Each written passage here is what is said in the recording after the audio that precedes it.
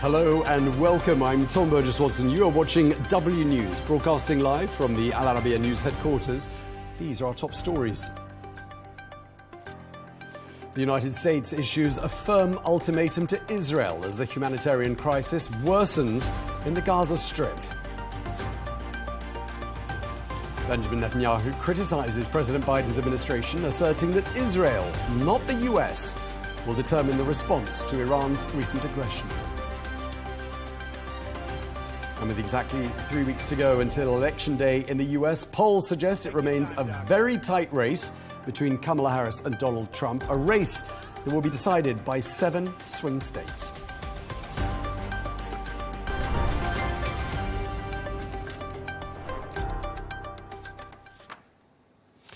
Welcome. The United States has delivered a firm ultimatum to Israel with regard to the worsening humanitarian crisis in the Gaza Strip. Senior Biden administration officials have made it clear, address the situation within 30 days or risk potential sanctions on arms shipments. Well, this statement follows Israeli Prime Minister Benjamin Netanyahu's earlier comments criticizing President Biden's administration, asserting that Israel will determine its response to Iran's recent aggression, not the United States. Well, this comes as initial shipments of THAAD missiles supplied by the US arrived in Israel. Well, Biden administration officials have urged Israel to exercise restraint towards both Iran and Hezbollah for fears of a wider conflict. Well, Netanyahu's government has been considering action against Iran since it launched approximately 200 missiles into Israeli territory on the 1st of October. Well, as I said, Biden administration officials urging restraint towards both Iran and Hezbollah. Well, Netanyahu's government has been considering action against Iran since those Iranian attacks on Israeli territory on the 1st of January.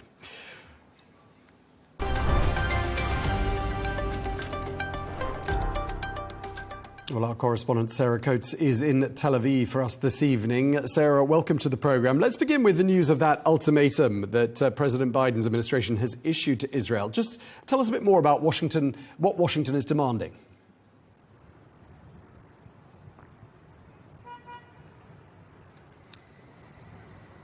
Hello there, Tom. This is really being seen as the strongest worded letter sent by the United States to Israel. It was signed off on by the US Secretary of State Antony Blinken and also the Secretary of Defense Lloyd Austin. They are citing deep concern over the deteriorating humanitarian crisis in Gaza. Now, this letter says that there needs to be urgent and sustained actions by the Israeli government this month to reverse the trajectory. It says that Israel must, starting now and within 30 days, act on a series of concrete measures to boost aid supplies, adding that failure may have implications for US policy. Now, what remains unclear as to if this is not adhered to, what would be withheld. Still no comment from the Israeli government and no word as to whether this will be adhered to. But once again, this is extremely serious, and it really does highlight this intense growing situation on the ground inside the Gaza Strip. We are talking about almost 2 million people crammed into the Al-Mawasi refugee camp that is in the southwest of the country. And these people are lacking real basic supplies. There's a lack of food, there's a lack of medicine, and there is a lack of water. And this is also a place that has been targeted by the Israeli military, places for displaced people. So this is certainly, once again, an extremely strong worded letter from the United States, but still no word as to whether it will be adhered from by Israel. Indeed. So stern words directed at Israel, but at the same time, a show of support from the United States in that a missile shield, which is known as THAAD, is going to be supplied by Washington. Just tell us what's significant about it.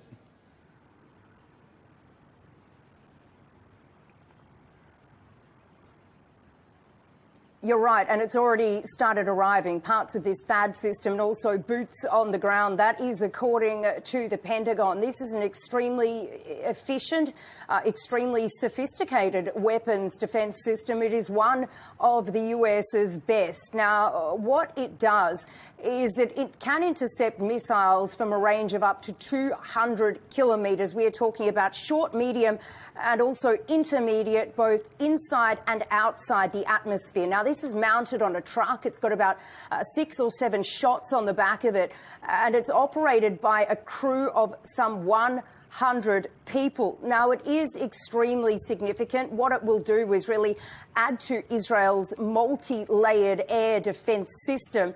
And what we've been seeing over these past few weeks are some real failures from Israel's Iron Dome missile defence system. It's having a lot of trouble actually intercepting things like drones, which fly at a much lower range and fly a lot slower. But this THAAD, that is not meant for things like drones. This is, of course, given that Israel is expected to retaliate to Iran's attack on the 1st of October, which saw these some 200 ballistic missiles shot from Iran into Israel, with Israel vowing a powerful response to Iran. Now, of course, in saying that, Iran has come out to say that there will be no red lines. If its country is attacked, it will retaliate. So this, of course, is why the THAAD system has been deployed. And the Pentagon has said that it will continue to support Israel, saying its support is ironclad. Tom. Yeah, I was going to say, Sarah, I mean, what more details are we hearing from Prime Minister Netanyahu and the Israeli military about that counterattack? How, when and what Israel might target? Tell us more.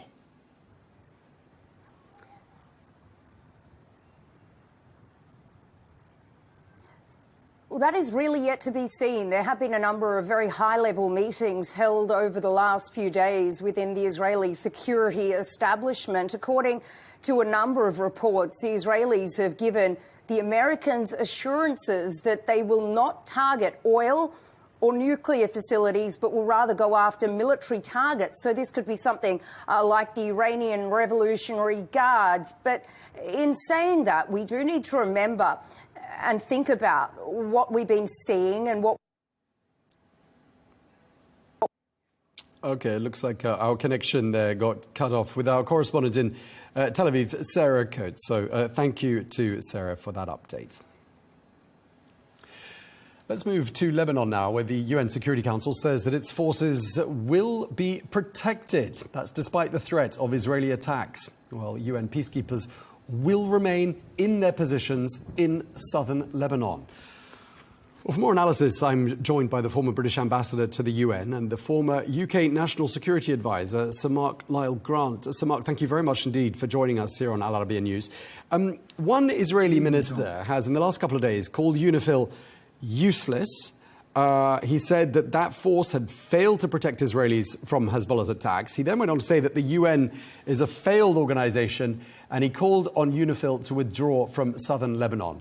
What do you make of all of that? Well, there's a long history of distrust between Israel and the UN, and that has been exacerbated, I think, over the last 12 months of this conflict.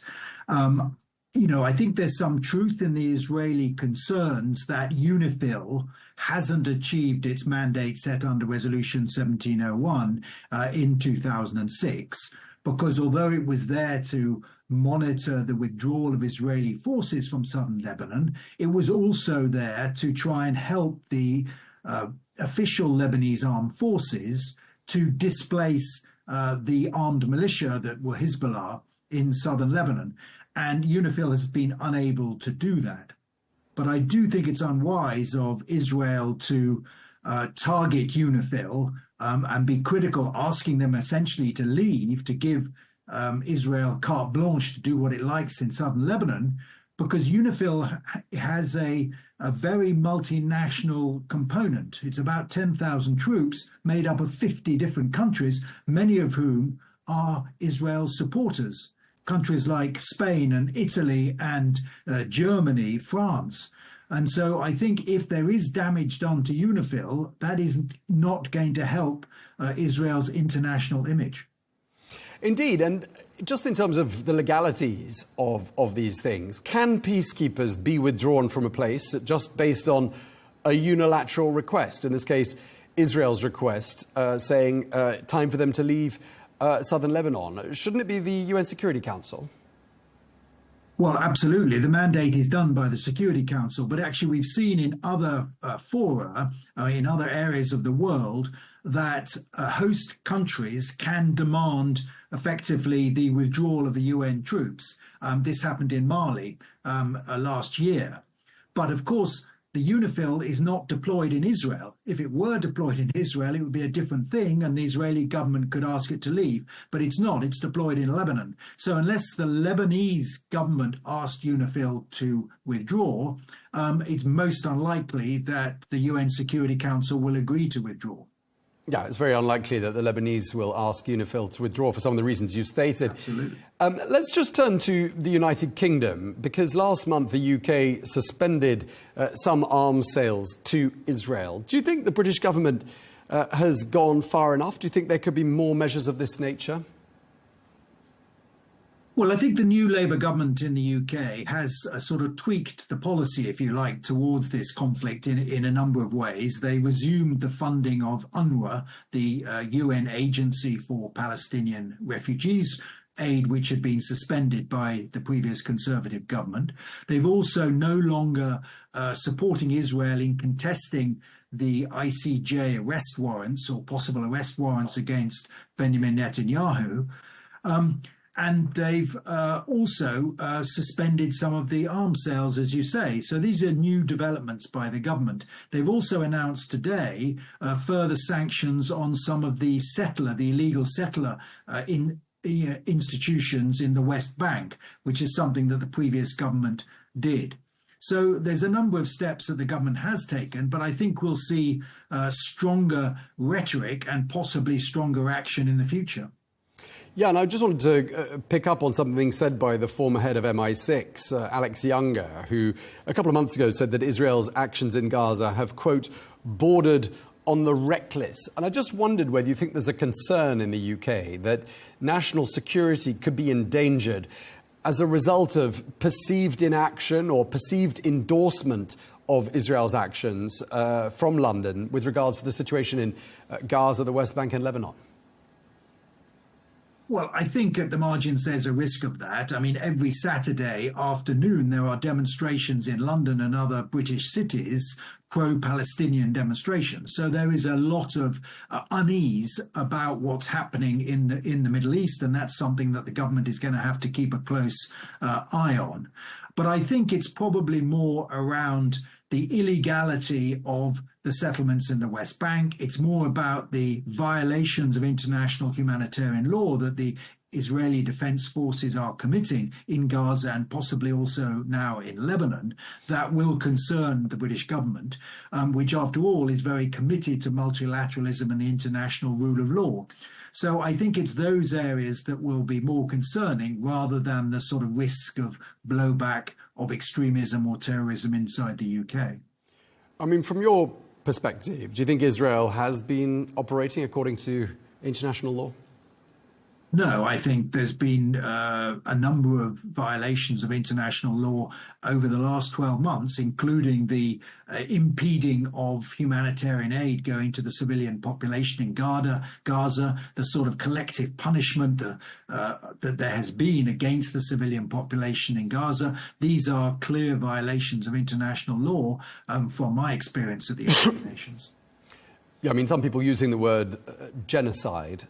Would you characterize what's been happening in Gaza as a genocide? No, I don't think that's right. I think one has to be very careful in bandying around words like sort of genocide, which have a very specific meaning. But there is a massive amount of suffering on the civilian population that is being imposed by the Israeli Defense Forces. That is certain. You know, more than 42,000 people killed. Now, some of those, no doubt, are Hamas fighters, but a lot of them are not and are women and children. And so there is a question about about proportionality in Israel's response to the terrorist attack on 7 of October last year. In terms of what happens next with the situation in Lebanon, we're getting some quite mixed signals from Hezbollah. On the one hand, they're talking about ceasefires. On the other hand, they're talking about inflicting more pain on Israel. That's something we've just heard today from them. And what do you read into what their perception is of how things might unfold? Well, I think what the Israeli government is to separate out their conflict with Hezbollah from the conflict with Hamas in Gaza, because we shouldn't forget that there were 18 years of essentially truce or peace between Israel and southern Lebanon until 7 of October last year, when Hezbollah decided to attack Israel with missiles and drones and rockets in support of what was happening in Gaza. Israel would love to separate out those two issues, and that is something that the former leader Hassan Nasrallah refused to do, and the deputy chief of Hezbollah today said that they were not prepared to do.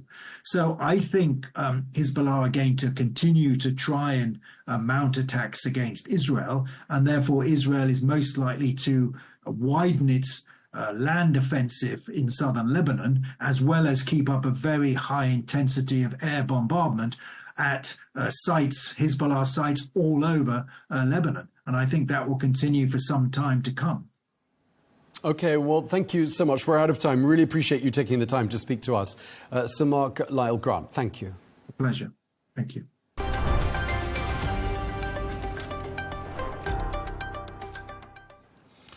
Staying with Middle East news, the Italian Prime Minister, Giorgia Meloni, says that she plans to visit Lebanon this Friday and that her Foreign Minister, Antonio Tajani, is going to visit Israel and the Palestinian territories next week. Well, Meloni says her government is doing everything it can with regards to the situation in the region. Addressing Parliament, Meloni lambasted Israel for the recent attacks on UN peacekeepers in southern Lebanon. We demand that the safety of our soldiers be guaranteed, both those involved in the UNIFIL mission of the UN and those engaged in the bilateral MIBIL mission, which, along with the rest of the international community, has contributed for years to the stability along the Israeli-Lebanese border. We therefore consider the attitude of the Israeli forces to be completely unjustified, in addition to representing a blatant violation of what was established by United Nations Security Council Resolution 1701. The funeral was held today for the Iranian general who was killed alongside the Hezbollah leader Hassan Nasrallah. Well, the funeral for General Abbas Nilfarashinin took place in Tehran and was attended by the Iranian president as well as some of the country's top military leaders.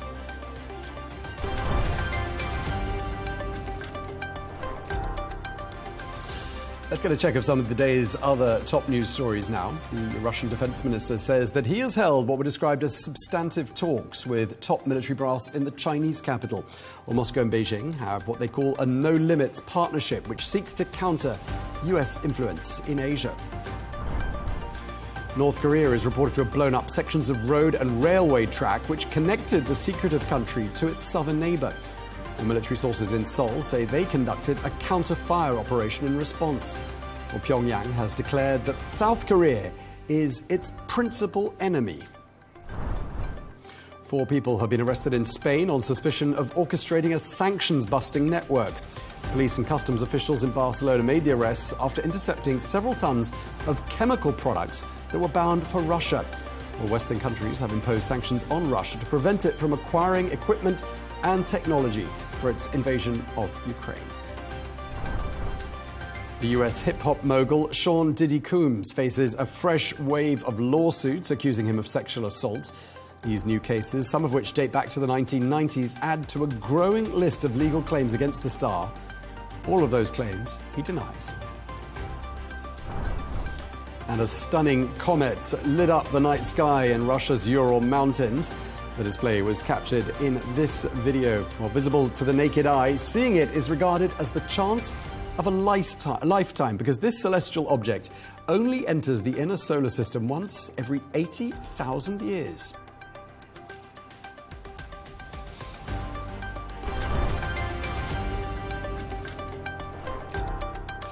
Just 3 weeks to go until Election Day in the United States. And according to the pollsters, it remains a very tight race between Kamala Harris and Donald Trump. In fact, some battleground states look like it's going to be a dead heat.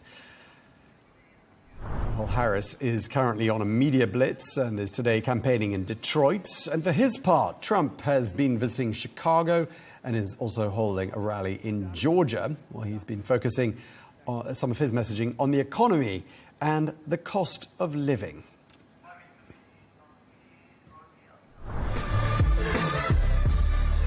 The Keystone State. Fittingly, it could decide who holds the keys to the White House.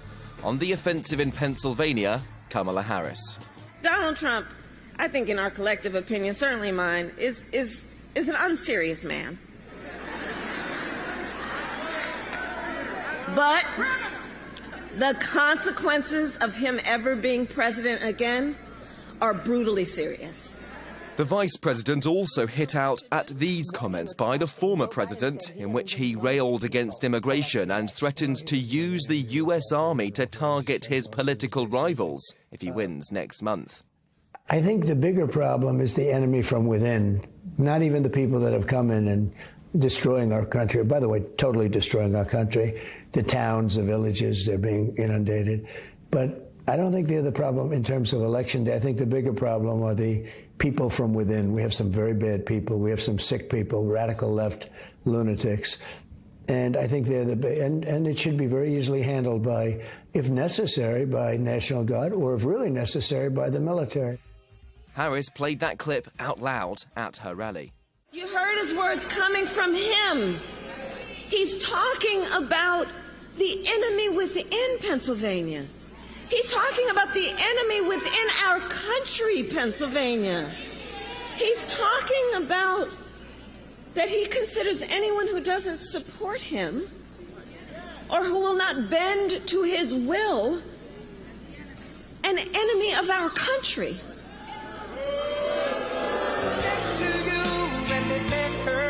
Donald Trump held his own event in Pennsylvania on Monday, but his town hall discussion with supporters was almost immediately disrupted. A doctor, please. Doctor. Thank you very much. A person collapsed in the stands.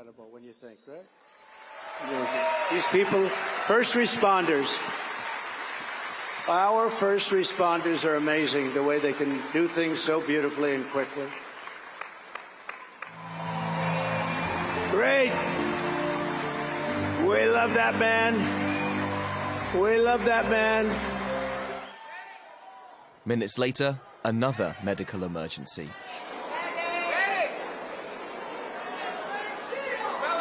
Take your time, doctor. Trump was able to continue. He promised to end the world's wars before even taking office. He told people to vote on January 5th. Polls close November 5th. There was no mention of the weekend's boat parade led by his daughter-in-law and Republican National Committee co-chair Lara Trump, which was joined by Nazis waving swastikas whilst yelling white power and Heil Trump. As the crowd grew restless, he took just a few questions before, bizarrely, calling time prematurely. I want this to be a really important evening. And those two people that went down are patriots, and we love them. Yes. And because of them, we ended up with some good music, right? Right? So play YMCA. Go ahead. Let's go. Nice and loud. Cue half an hour of blasting classic rock ballads, during which he stood dancing, swaying and walking around on stage. A candidate, an election like no other. Benji Haya, Al Arabiya News, Washington. OK, well, let's get more on this now with our chief correspondent, Simon Marks, who is in Washington for us. Simon, great to have you with us.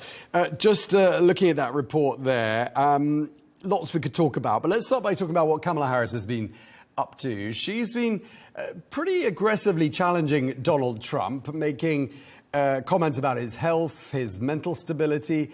She's in Detroit today. I just wonder why she's in Detroit and what message she brings with her there.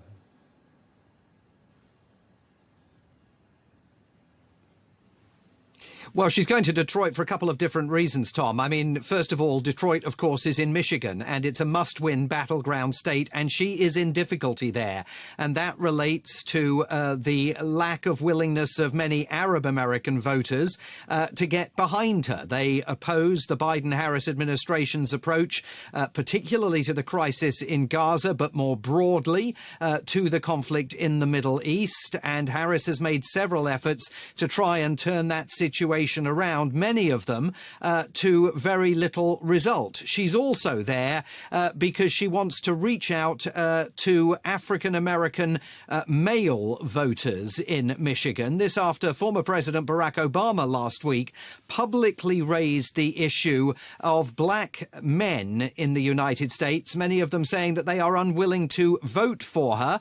And Barack Obama suggested that was because many black American males don't like the idea of a black American woman being in charge in the United States, being in a position of power. So yesterday, the Harris team unveiled a new raft of proposals designed to try and win across support from male voters among the African-American community that may not be backing her. And she's going to be making some appearances in Detroit today in a bid to try and advance that and cement that support into place if she can.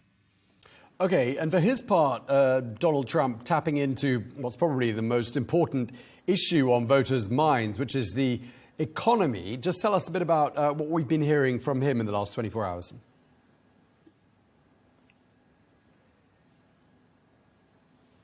Well, in the last few minutes, Donald Trump has been sitting for a live interview with Bloomberg News and has said that the most beautiful word in the English language is tariffs. He has pledged to impose tariffs of up to 2,000% on some foreign-made products. He has said to manufacturers that he's putting them on notice that they are going to face very steep tariffs under his administration unless they base their manufacturing in the United States. He said he wanted to make that absolutely clear. He has said that he opposes the proposed takeover of US steel by Nippon Steel of Japan. And he interestingly has refused to confirm whether he had any conversations with Vladimir Putin after he left the presidency. Remember that Bob Woodward, the veteran Washington Post journalist, is claiming that Trump and Putin have spoken on numerous occasions while Trump has been out of power. Trump, in this interview with Bloomberg today,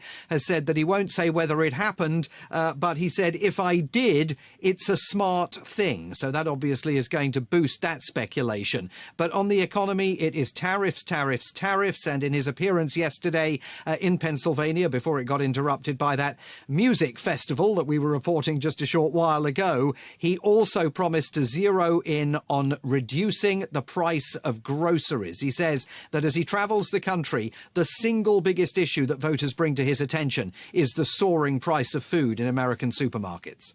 Yeah, clearly the economy, cost of living, very important issues for voters. I'm just wondering, what else is at the forefront of voters' minds? And are, for example, events in the Middle East that we've been reporting on extensively here, something that could sway the vote one way or the other?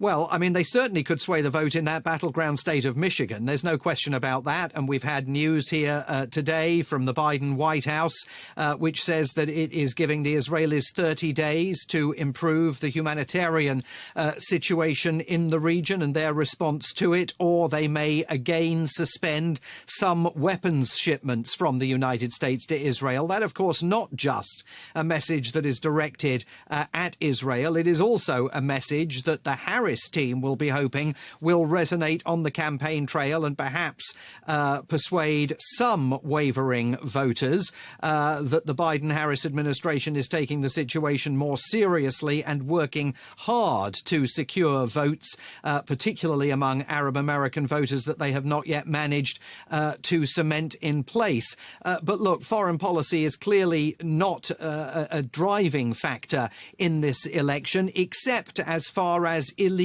immigration is concerned. And Donald Trump doesn't speak of illegal immigration as a foreign policy issue. He talks of it fueling a domestic crisis here. But that coupled with the economy, are two of the major issues here. The Democrats would love to think that the future of American democracy and the need to preserve it was a big issue driving voters to the polls, but that takes a backseat behind the economy, immigration, and also in the minds of grassroots Democrats, the issue of abortion rights in the United States. Those issues really seem to be fueling voters as they prepare to either head to the polls on election day or cast early ballots in person or by mail, which in numerous states now they can already do. All right, thank you very much indeed to our chief correspondent, Simon Marks. Thanks a lot.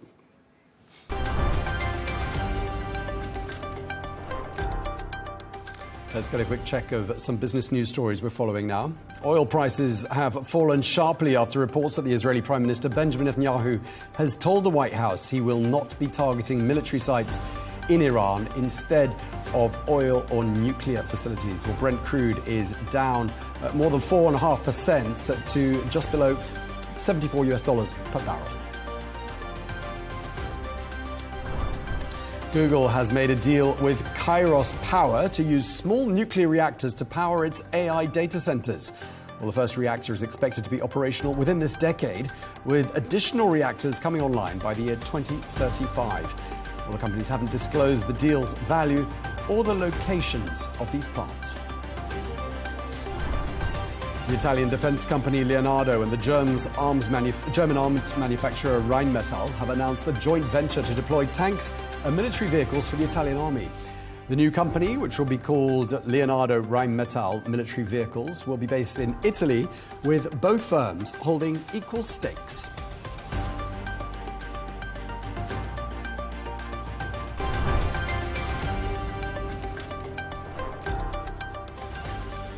Let's get a check of a couple of sports stories for you as well. The former Chelsea manager, Thomas Tuchel, has discussed the possibility of becoming England's next manager. Well, the team has been without a permanent coach since Gareth Southgate resigned after the Euro 2024 final loss to Spain. Well, Lee Carsley is currently serving as interim manager, while the FA considers candidates for the role. And the Manchester United legend Sir Alex Ferguson will step down as the club ambassador at the end of this season. Since retiring as manager in 2013, the 82-year-old has served as a global ambassador and club director, regularly attending games and holding a seat in the director's box.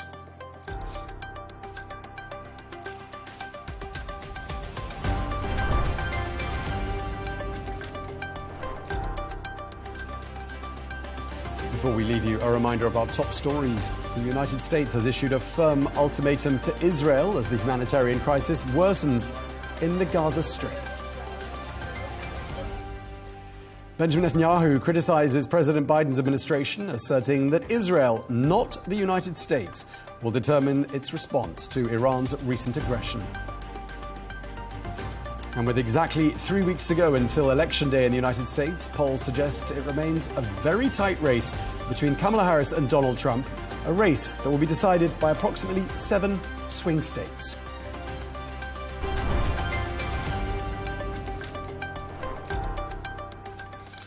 That is all we have time for. Coming up next is Hadley Gamble, and at 1:30 p.m. Eastern Time, do join Rosanna Lockwood for Global News Today. That's a roundup of top international news with exclusive insights and fresh perspectives from leading experts and influential decision makers.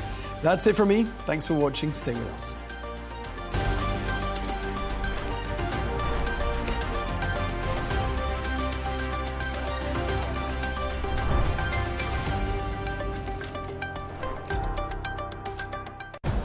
Arabiya News, we go beyond the headlines. From the latest breaking news to in-depth coverage of global events. We're not bought or sold. Nobody owns us. The loss of life, the destruction of property. The conflicts are such a terrible thing. Context and analysis to help you see the full picture. The world is in a very dangerous place. Join us on Arabiya News. It's very impressive. Where knowledge meets perspective. From the White House to Gaza, Kiev to Beijing, elections, economics and the environment compete with conflicts and other complex issues for our attention. In an age of fake news, deep fake and artificial intelligence, They've got to have a vote and a say. it's important to look beyond the loudest voice to understand the truth. From newsmakers to groundbreakers, My campaign is going very well. presidents, prime ministers, princes and peacemakers, and cultural tastemakers. As Arabs, as Middle Eastern, we're too emotional. Join me on The Rizkan Show for empowering conversation.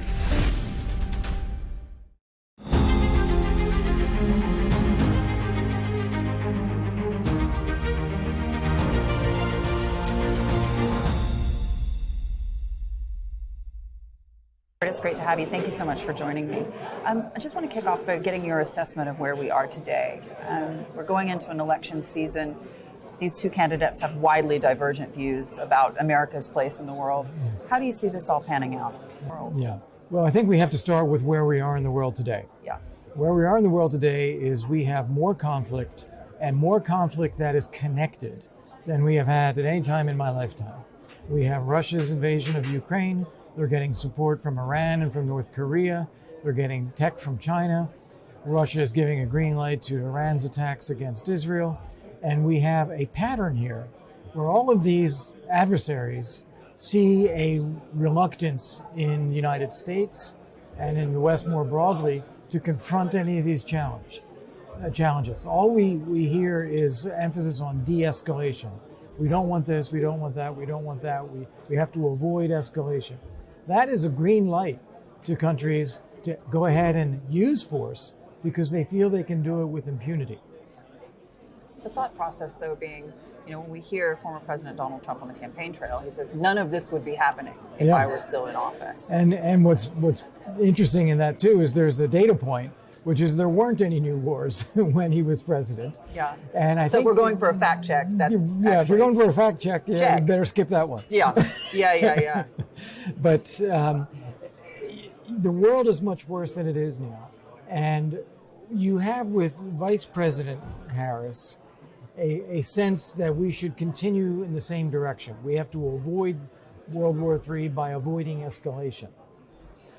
Trump's perspective is we have to create uncertainty. We have to make our adversaries worry and wonder what's going to happen. And it seemed to work for him last time It seemed to work last time. And what he did, to be fair, is he had very positive signaling towards somebody like Kim Jong-un or Putin or Xi. Yeah, as in I'm willing to talk to you. Yeah, but he also put in place some tough policies. And yes. With Ukraine, for instance, he lifted the arms embargo on Ukraine. He wanted to sanction Nord Stream 2. He closed down the Russian consulate in San Francisco. Seems to me like it was real carrot and stick. Yeah, or at least a willingness to avoid personalizing the conflict with your adversary so that you can talk to them while taking tough policies and creating a lot of unpredictability. And certainly people here in Europe felt that unpredictability. So those are kind of the two models that are out there. Certainly, I would say our adversaries are concerned, or they're reassured by more of the same, and they're concerned about what would happen if it's Trump. Our allies, they're all over the place on this. Yeah. When you come to a conference like this, and we're surrounded by folks coming from the defense sphere as well as the foreign policy sphere as well, in their kind of correlation, do you see them aligned? Yes and no. Let's start with the defense crowd. Yeah. The defense crowd tends to have a fairly linear view of capability and resources and willingness to use them. Yeah. It's like, this is the way things work. Yes. And what they get from the foreign policy crowd is a yes, yes, yes, but then no follow-up action. Like, how do you actually do that? Because the foreign policy crowd and the prime minister crowd, they don't want to actually have to spend those resources and get into a conflict. Right. So there's a lot of hesitation at the same time. Right, and then the military crowd obviously wants to go to the defense industry so that they have the tools with which to execute if they're called upon. Absolutely. And we've seen that we have so degraded our defense industry. We don't have the ability to produce the volume of weapons and ammunition needed in a conflict that Ukraine is having now to defending itself against Russia. Russia's able to produce more, and they're also able to access more. And we are not able to make that up in any space of time. I think that's an interesting point because there's so much noise right now surrounding the support of Israel, for example, and U.S. weapons to Israel. Obviously, we have U.S. weapons going to Ukraine. Last year, I was at this conference and I was told by the head of the Canadian fleet that if there were to be a conflict in the South China Sea, some conflict over Taiwan, simply we do not have the tonnage necessary to support any kind of long-term engagement there. Yeah. How dangerous is this situation for America? It's very dangerous. We need our defense industry to be built back up and to have much greater capacity. Someone was talking to me earlier about arms control, saying, oh, how do we get back to arms control? And you get back to arms control by producing arms and making your adversaries wish that they had arms control. Yeah. that otherwise, if we're not willing to do it, they have no reason to accept any restraints. Yes. So that's the kind of dynamic that we're in now. When it comes to Israel, you mentioned this, I want to come back to it. Israel, just like our adversaries feel that they can act with impunity because there's no threat, yeah. I think Israel feels that it doesn't have any choice. Nobody has their back. They're on their own. So they're having to set the terms of reestablishing deterrence because the U.S. is not doing it. Yes. I think we would have been far better off with a more robust supportive policy for Israel last year. Yes. And hopefully avoided a lot of the devastation in Gaza and avoided a lot of the escalation of conflict now, because you'd have a more confident Israel and an unwillingness to challenge Israel backed by the United States. How do you see President Putin's commitment, that 25 to 30% commitment above and beyond what they're already doing now to military spending? Well, there's two ways to look at it. One, it's a huge commitment as a matter of national priority. Yeah. So it's 40% of their state budget is. It's a war economy. Defense. It's a war footing. That's right. So that's one. On the other hand, it's about $125 billion, which is roughly what the U.S. and EU are spending on aid to Ukraine, and it's a drop in the bucket for us. So it is a commitment, but it's also scale-wise not as big a scale as it sounds like. Yeah. Does this make the fight for Ukraine more difficult? The fight for Ukraine shouldn't be that hard. We're making it hard by our own fears. We are governed by our fear of escalation, fear of nuclear weapons, fear of failure of Russia, fragmentation of Russia. Anything we can imagine that we're afraid of, we project onto the Ukraine conflict. Mm-hmm. We should instead look around the world and say, it's bad enough. We shouldn't be worried about those things. We should be worried about the current situation continuing and stopping it. And I think if we were actually willing to provide the weapons, provide the permissions, to start getting serious about NATO membership, getting serious about air defense over NATO territory and adjoining territory, we'd be far better off than we are with the situation today. Yeah, and of course the fear there is that either candidate will put Ukraine on the back burner. What's your take on that? Well, I think that Harris is going to be very much a continuation of current trends, which are not sufficient. That Ukraine is not winning. They're not losing, but they're not winning. Putin doesn't feel that he's been stopped in any way. He's determined to keep going. And lots of people have died because it has gone on for so long, and that would all continue. With Trump, I think what he's going to try to do is convince Putin, you have to end the war. Because if you don't, I'm going to unleash everything.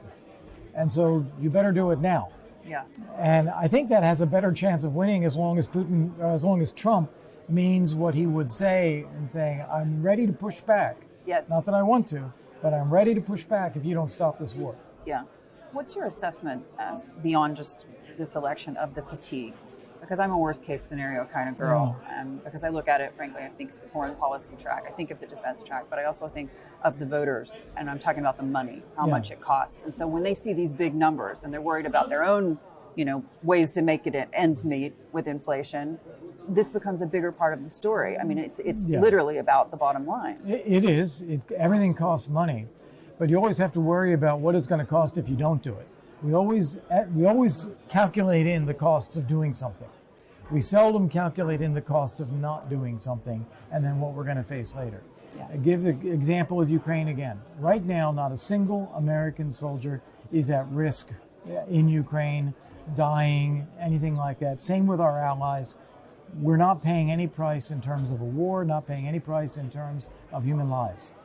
If Ukraine loses to Russia, Russia's right there on the Polish border with claims on Polish territory, Lithuanian territory, and Estonian territory, we are now at risk. And we could have Americans die. We could have ourselves in a war defending our allies that we can prevent if we see Ukraine win now. Tell me this, as a former U.S. ambassador to NATO, we now have a new NATO Secretary General. What's your take? Well, first off, I think Jens Stoltenberg did a phenomenal job. Second, I think the job of Secretary General is often misunderstood. You're not the leader of the alliance.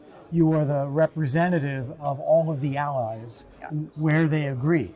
So you have to basically the custodian of that relationship. Yeah, the custodian of consensus. Try to build consensus, and you can speak on behalf of the alliance when there's consensus.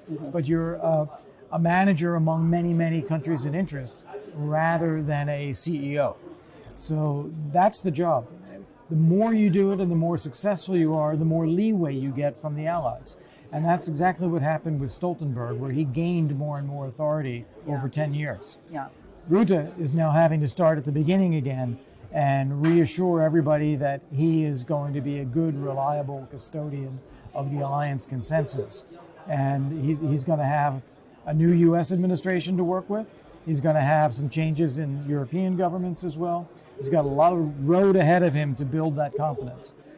Mark Rutte is a person that I have interviewed on a number of occasions. We've talked about energy security. He deeply understands Europe's He's a very energy smart scenario. guy. He's a very wonky, technocratic leader. Yes. And also a good politician, one could argue, which I think you need to be if you're going to be, as you say, corralling all these folks. You have to be able to work with everybody. His biggest weakness is the Netherlands, under his tenure as prime minister, never spent 2% of GDP on defense. And that's going to be a hard sell to a country like Poland that is inching up to 5% because of the real threats that they're facing right here. Walk me through those politics then. Yeah. That seems a bit off kilter, does it not? It does, yeah. That he was, how do I want to say this?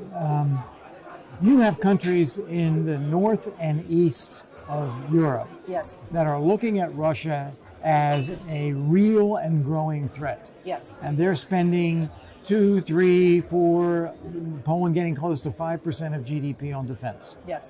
You have countries in Western Europe that say, well, yeah, but we have difficulties. We have budget deficits. We have healthcare. We have education. And his country is one of those countries. And his country is one of those countries. So they did not spend 2% of GDP on defense, despite now 12 years from the NATO-Wales summit in 2014, where everybody said they would. So I remember that summit. It was cold. This is a pretty harsh divide within NATO of those who are spending and those who are not. And it was not viewed very favorably in Central and Eastern Europe that he would even be considered for Secretary General as a result. On the other hand, he has very good relationships with people, as you say, natural politician, gets along well with Germany, France, the United States as well. So he got backing for his 10-year Secretary General. But now he needs to win everybody over. And I think that's why I pointed out he still has a road ahead. Jens had that. He had convinced everybody. But Rutte's going to have to convince people. Excellent. Talk to me about this one. Okay, so this is a man who understands energy security. That's something that Ukraine, yet again, moving into what could potentially be a really tough winter. How do you assess NATO's ability, capacity to support them? Well, NATO's not an energy organization. Very true. When you look at energy security, there is an element to which you have to provide physical security for energy production and transmission. And we could be doing things that we're not doing. Like what? Air defense. The way Russia knocks out Ukraine's energy grid is through missiles and drone attacks. We could be doing air defense at a minimum, telling Poland and Romania it's okay to defend your own airspace so that Russian missiles and drones don't fly through it anymore. That would be already a step. But if I were Poland and Romania, or if I were in the U.S. administration, I'd be saying that you should have an extended air defense zone so that you don't face a risk of these dangerous objects coming within 100 kilometers or 150 kilometers of your airspace. Yes. So that no NATO territory population is going to get hit with anything. And that would benefit you, obviously, protect your people, NATO collective defense, perfectly legitimate. It would be with the permission of Ukraine, so no one should have anything to complain about. And it would have the derivative effect of providing some coverage over Ukrainian territory as well and protecting some of these energy supplies. Yes. So that's an example of something NATO could do that it's not doing. And that would help protect energy. But then the other side of energy security is building up energy capacity in Ukraine, linking it to the European Union, yes, and cutting off access of Russia to global energy markets. We haven't been serious about this. No. We sanction and then we don't implement the sanctions. Yes. Other countries are just buying up the Russian oil and gas that Europe's not buying. And I've noticed that there's a serious trend in the press that's only just now starting to be more realistic to say that these sanctions have worked when we who understand energy markets know that they have not. No, they have definitely not. In fact, I was in Greece about a month ago, and they were telling me that when people thought sanctions were real, the mix of Russian gas in the Greece gas market was down close to 20%. Yeah. Now that people know sanctions are not real, it's back over 60%. Incredible, incredible. In your mind, what's keeping NATO from doing that low-hanging fruit? Is it just fear? Fear, yes. Fear. We are governed by our fears, not governed by purpose. Yes. Kurt, it's great to have you. Thank you so much for joining me. Thank you, Hadley. Good luck.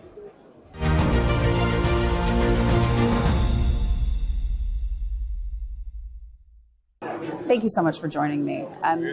Walk me through how you see the situation in Ukraine today. Well, I'm just back from my fourth trip there in the last 16 or 17 months. I think it's a quite challenging situation. Ukraine has had some very solid achievements. On the Black Sea, they've sunk over a third of the Russian Black Sea fleet without major surface combatants. So they didn't do it with their Navy, they did it with aerial drones that find the ships and then maritime drones that they made that have been sinking them. And that forced the Russians out of the Western Black Sea, forced them to pull their remaining ship from Sevastopol, centuries-old port in Western Crimea, and opens it up for the maritime export of grain, Ukrainian grain being about 25% of the world's exports, very significant. On the ground, they did the Kursk offensive, remarkable, achieved total surprise, despite assembling over 4 brigades of not just armor and artillery and infantry, but also air defense, electronic warfare, signal, engineers, and of course all the logistics required for that with drones over top of them. And they still hold not quite 1,000 square kilometers of Russian territory, though the Russians are now just finally responding. But it's on the front lines that the challenges are really most considerable. The Russians are achieving incremental gains on a daily basis, very costly for them, showing many of the shortcomings of the Russian system with just throwing soldiers into the line using human wave attacks, much of which the Ukrainians are countering with unmanned systems. They don't have the manpower, and they've got to generate more from their conscription process. But what they're doing to make up for that is throwing machines at the Russians instead of men. Drones. Drones. Also now starting to introduce ground robotic systems. They're going to have robotic dogs. They have remotely piloted vehicles, even remotely piloted machine guns. But again, the front lines are worrisome. And to enable Ukraine going forward, the U.S., the West, what we've got to do is help Ukraine change the dynamics of this war, without which no resolution is possible. Putin has to become convinced that he cannot achieve further gains at an acceptable cost. That cost has to be made just too high, even for someone who seems unconcerned by his own soldiers giving their lives. That's the dynamic that has to be changed, and it can only come about through a combination of different factors: continued EU support in aggregate, individual European countries, U.S. and other Western support, and the Ukrainians continue their advances in very innovative unmanned systems, additional drone battalions. They're cranking those out about every month. But they have to, again, increase their conscription and then training and equipping of individual soldiers for replacements, and then also new units that can capitalize on equipment, weapon systems sent from the West. That's really critical, and that's what needs to be the focus as Ukraine enters what is going to be a very tough winter. Russia has destroyed every thermal power plant in the country, has damaged or destroyed every hydroelectric power plant, and now they're systematically going after the transmission capacity from the nuclear power plants. So it's going to be a long, cold, dark, hard winter for Ukraine, and we also need to be doing everything we can to help them get through that winter. And there's a lot of effort ongoing in that regard. How worried about that are you? Very worried. I mean, this is tough. And beyond that, how worried are you about the continuing support of the American people? Because obviously this has become an issue at the ballot box. I think that there is very strong bipartisan support on Capitol Hill in the United States to support Ukraine. Obviously, depending on the outcome of the election, we'll see how enthusiastic those in the White House are. But again, because of that bipartisan support, regardless of who it is, I think you're going to see continued robust support for Ukraine, although one occupant of the White House might be a bit more enthusiastic about it than the other possibility. But I think it's going to continue.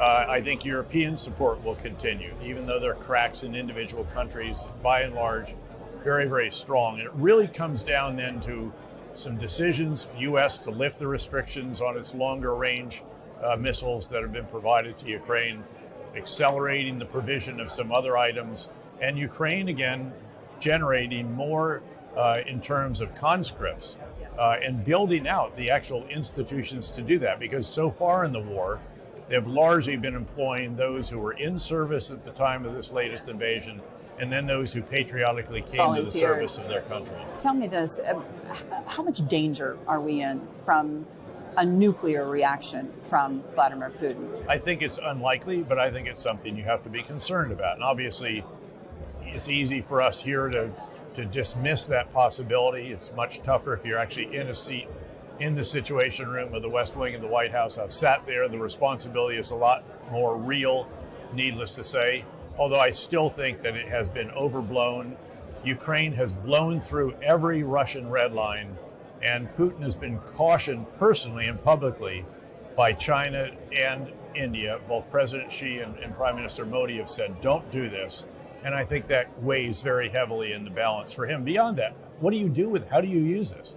Yeah. The tactical Where do you nuclear go weapon, from there? It actually, where you go from there is you are this even more of a pariah than you already are. Yeah, I was just in Moscow, as you know. I was speaking to Alexander Novak, the deputy prime minister. He runs the energy file as well as the economic file. You know, the Russians are touting their economic growth last year and this year. For them, well, it's all because they're just plowing everything into their military industrial You've complex. seen this report of 27% going to military spending. It's even more than that now, Yeah. apparently this year. But, then ask the people how they like that as they watch their social services decline. In a country that already was not that strong in that regard, it How has do a you lot see of the people on impact fixed income. about the Well, it'll take from an oil This perspective will take with these time. depressed prices? I mean, the problem, of course, is that they are still able to find customers for their oil, even at lower prices, to be sure, which is generally good for the world. Although, of course, the biggest producer of oil and natural gas now is, of course, the United States. So this cuts both ways. But no, you have to be concerned about possibilities with Russia, but they should not paralyze you. And this delay in deciding to allow the full use of the weapon systems that we're providing on Russian soil, when Ukraine is already doing that with its own munitions, is, again, that escapes me. I want to ask you specifically about, in the last several days, obviously, the extraordinary feat by the Israelis in taking out senior Hamas officials. This is unprecedented. There's never been an operation like this. Is it something you could have conceived as former head of the CIA? From blowing up their pagers to their radios to getting them? You can conceive of supply chain operations, and without being specific, we conducted a number of very successful supply chain operations during the war on terror and so forth and in other endeavors. This is just so unprecedented in its scale, scope, effectiveness, and just sheer diabolical creativity. Keep in mind that the people who had the pagers were the most important leaders in Hezbollah. That was a badge of honor, of importance. Yes. I'm sure they were fighting to have a pager. And then all of a sudden, thousands of them blow up. So wounding, killing dozens and then wounding many, many more. Yeah. And also rendering that particular communication system obsolete. Yes. Almost and immediately. And then, of course, the next fallback was walkie-talkies, and they begin to blow up. Yeah. And they'd already stopped using cell phones because they believed the Israelis could geolocate them on those. So how they've lost their command, control, and communication system. They cannot coordinate the response to Israel in the way that they would have likely. And the big concern, of course, has been that Hezbollah had at the start of this war assessed somewhere around 150,000 various types of missiles, rockets, drones, and so on, which, if they could coordinate a massive quantity at one time, could overwhelm the very sophisticated air and ballistic missile defense system of Israel, of Iron Dome, David Sling, Arrow, Patriot, and some others. And that's a concern. And yet Hezbollah has generally been unable to do that, in part because its communication system has been devastated, really. This is not just a decapitation, this is a decimation. Beyond that, Israel coordinated very quickly, right on the heels of that, striking over 1,500 targets and going all the way up into the Bekaa Valley, everywhere where they've been mapping Hezbollah infrastructure for many, many years, and simultaneous operations on an extraordinary scale with, again, extraordinary success. And of course, culminating a lot of that with taking out Hassan Nasrallah and also a senior IRGC Iranian official. Can you say that, though, given the enormous loss of life, it was worth it to take out Hezbollah? Oh yeah, I think so. Look, you shed no tears for Hassan Nasrallah. Those around knew where they were located. Again, this is tragic, but it is war. And when you look at what Hassan Nasrallah has done over several decades, including the Marine barracks bombing and many, many others. But this is Israel's war, not America's, right? Well, America's lost lives to Hassan Nasrallah's operation just alongside Israel, not in the remotely the same numbers. And of course, keep in mind, again, that Hezbollah brought this on themselves. It's their daily volleys of rockets and even anti-tank guided. But Hezbollah is not the Lebanese people. And now they're dying in large numbers. They're not Hezbollah. Well, again, the people in the area of Hezbollah, again, this is tragic, it's unfortunate, and they can lay this at the feet of Hezbollah's leadership, who positioned their facilities underneath civilian infrastructure and so forth. And in this case, I think Israel is justified to be doing what they're doing. I'm sure they mapped this out, I'm sure they did the weaponeering, but they had this chance to take out the kingpin, and they took it. And I think that was right, and frankly, I think it was proper, given what Hezbollah has done. Again, Israel didn't start this war with Hezbollah this time.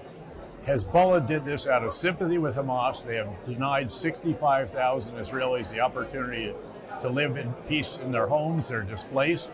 And Hezbollah very much had this coming. Now, the question is, what happens going forward? And I think that what you'll see are a series of raids by Israel into the area between their northern border and the Litani River to dramatically degrade. You don't see this as a ground invasion of Lebanon? I don't think they're going to do that. I don't think that they want to get into an occupation, again, even as limited as to the Litani would be. Even that's still 20 miles or so, depending on where you are along that border. It's a considerable territory. So I think that's roughly what they're doing. So this is a strategy of dramatically degrading Hezbollah's capabilities, not destroying them. And unfortunately, I've been asked by others, will this change the dynamics in Lebanon? Could this finally get rid of this this cancerous element in their society? And I'm afraid that's probably not the case. Keep in mind that Hezbollah is not just the most powerful, or was the most powerful non-state military militia actor. They're also a social service organization. They provide a variety of different social services, schools, clinics, road governance, and the rest of that, really beyond the remit. But knowing all of that, was it worth the loss of life to the Lebanese people? And I'm talking about civilians, women and children. Look, no one ever wants to see innocent loss of life, but in war that is sometimes necessary, and in this case, again, this is not laid on Israel. This is laid at the feet of Hassan Nasrallah and the leadership of Hezbollah, who did what they did, knowing what the result might be. This is not at all, and I don't see this as a... The president came out and said, we're calling for a ceasefire, and now Politico releases a report essentially saying that Brett McGurk and Amos Hochstein okayed an invasion of Lebanon. You'll have to ask them about that. But is this something in your mind that squares with America's policies? The president saying one thing and his people doing another. Again, you refer that to the administration. I'll let them speak for themselves. Tell me this. You say that Hezbollah will still remain despite this for the Gulf Arab countries. Much diminished. And it'll take quite some time to rebuild it. Again, they have suffered huge losses, serious degradation, or leadership largely decimated. There are a handful left, we know probably, who will step up and they'll reestablish themselves. But I think what Israel needs to do now is even more aggressive action to keep Iran from being able to bring weapons systems, munitions, and all the rest of that into Lebanon, even, again, more than they have in the past, through the Bekaa, through Syria, and so forth. And they should be very aggressive in doing that. They can't allow this kind of threat to What be about the reestablished. Saudis and the UAE? How does this all pan out for them? I'm sure they shed absolutely no tears for Hassan Nasrallah. They are rightly very concerned about the lot and life of civilians, and especially of the Palestinians in Gaza. And I've been suggesting publicly for a number, since the beginning, that there needs to be a vision not just for the degradation of Hamas, but for the security of Gaza, in which Hamas will no longer have a role. But unless you actually secure that area and provide organized humanitarian assistance, begin reconstruction, begin the establishment of alternative governing mechanisms and provision of security by trained and equipped Palestinian security forces, if you don't do that, what you have is a continuation of a situation that is a humanitarian disaster and a vacuum. But actually that vacuum is being filled.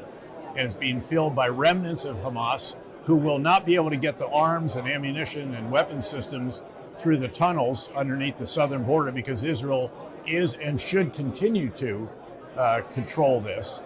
They should not give that up, in my view, despite what some are saying to get a ceasefire. I think they need to retain control of that. Nonetheless, Hamas will reconstitute individually in terms of soldiers unless there is security established and there's no longer a place for them in Gaza. And that would require, I think, incremental occupation by Israeli defense forces to provide security, and then rapidly thinning out and moving on to another area. Start in the north, come a mile in, east-west wall, a couple north-south walls. You have gated communities, just as we established in Fallujah, Ramadi, Mosul, and Baquba, and so forth. Biometric ID cards for everyone in there. Start humanitarian assistance, reconstruction, then getting a better life for the people, and then introducing Palestinian security forces that could likely be trained by the U.S. At the Jordan International Police Training Center and equipped and overseen. Then you can get humanitarian organizations in an organized way rather than this sort of haphazard way with gangsters taking over the trucks the minute they get inside the border. And you can ensure that Hamas does not have any governance authority in that territory, which is critical. What do you look at? What do you see when you look at Iraq today? Disaster? I see a country that Iran is trying to Lebanonize, but one that is not welcoming Lebanization, but has elements within it that are furthering that particular cause. So let me explain.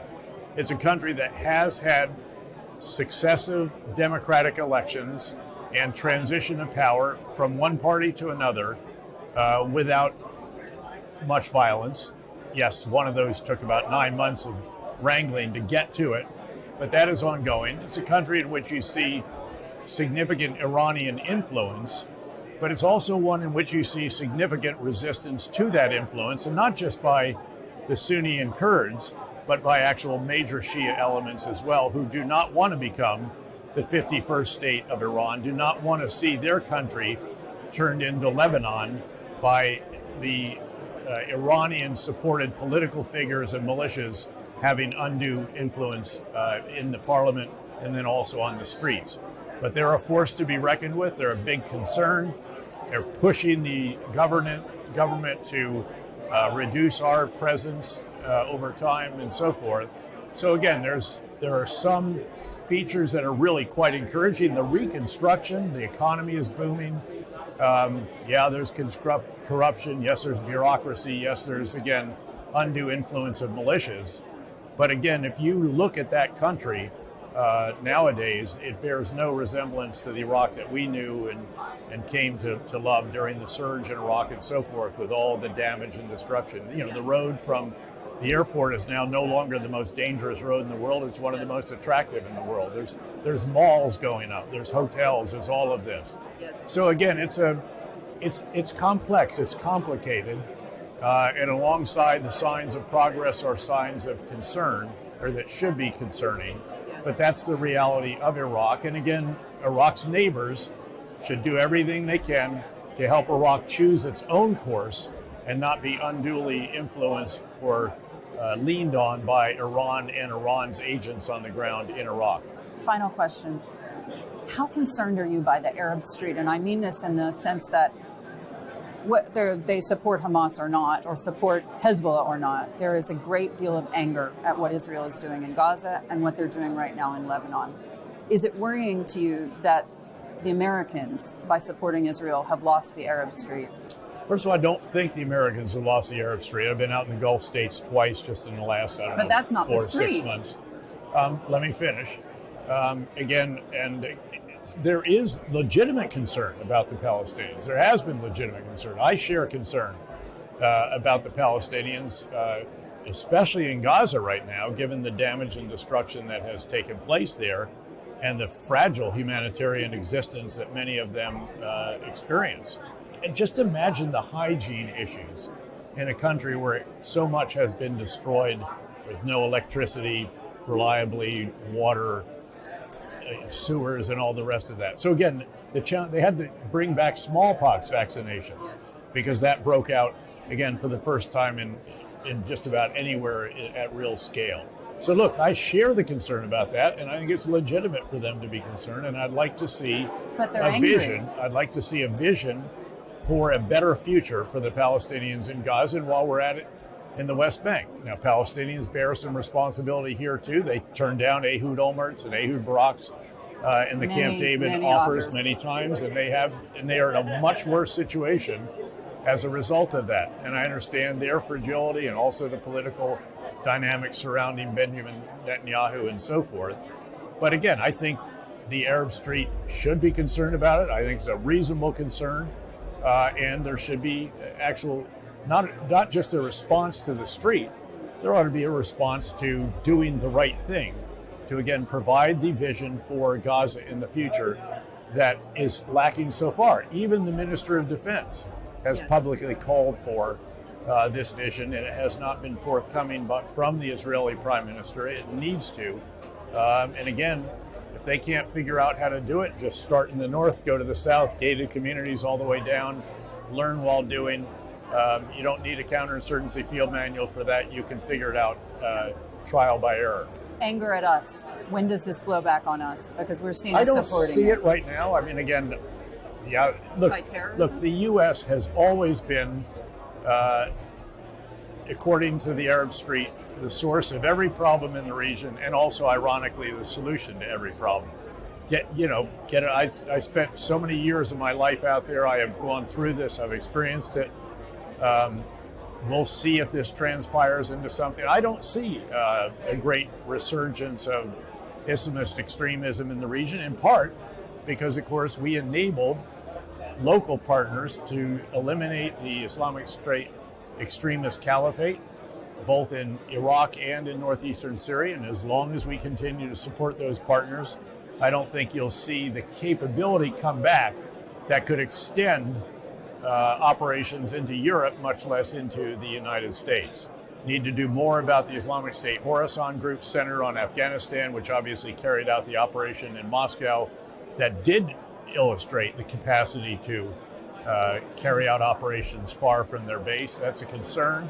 But I don't see that particular threat the way as anywhere near as bad as it has been even in relatively recent years. I'm worried about it in Africa, but again, that's a much more relevant issue in those countries than it is actually, again, having an ability to carry out international attacks. David, it's great to have you. Thank you for joining me.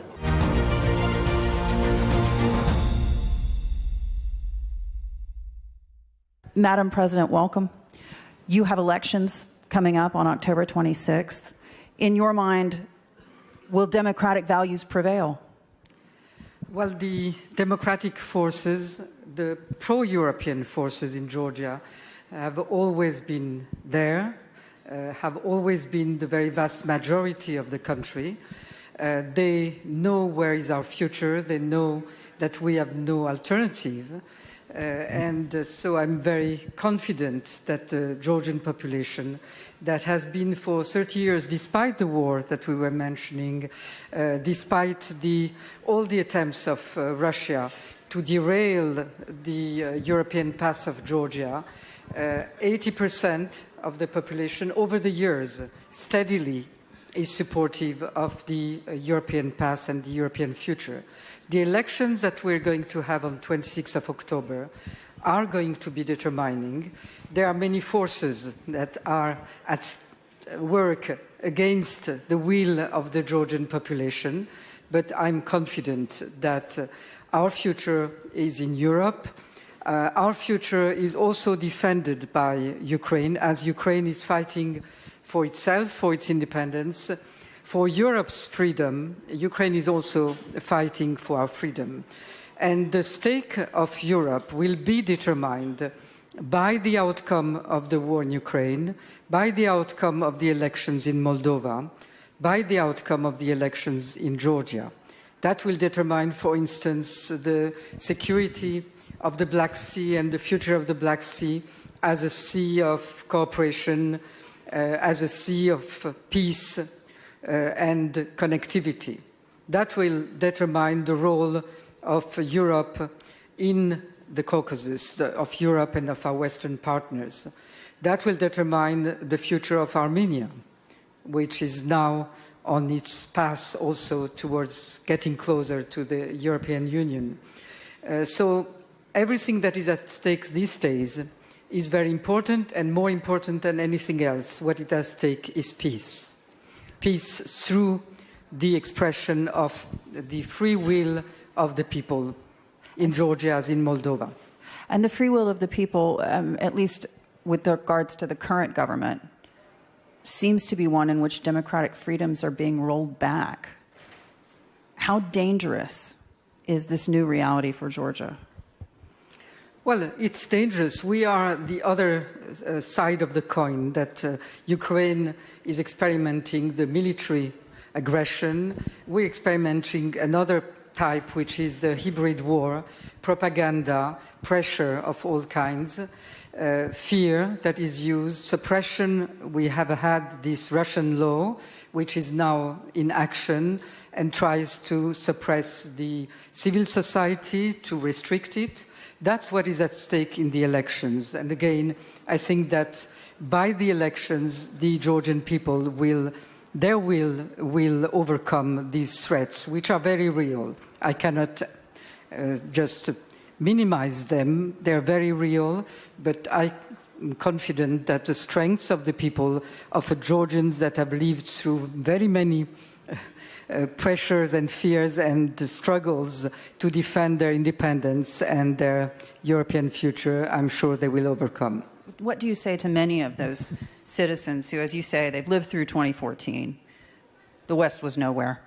They see what happened to Ukraine and they think it's better to just bow down, get through this, and allow Vladimir Putin's influence to spread. What is your message to them? Because there are a lot of those people.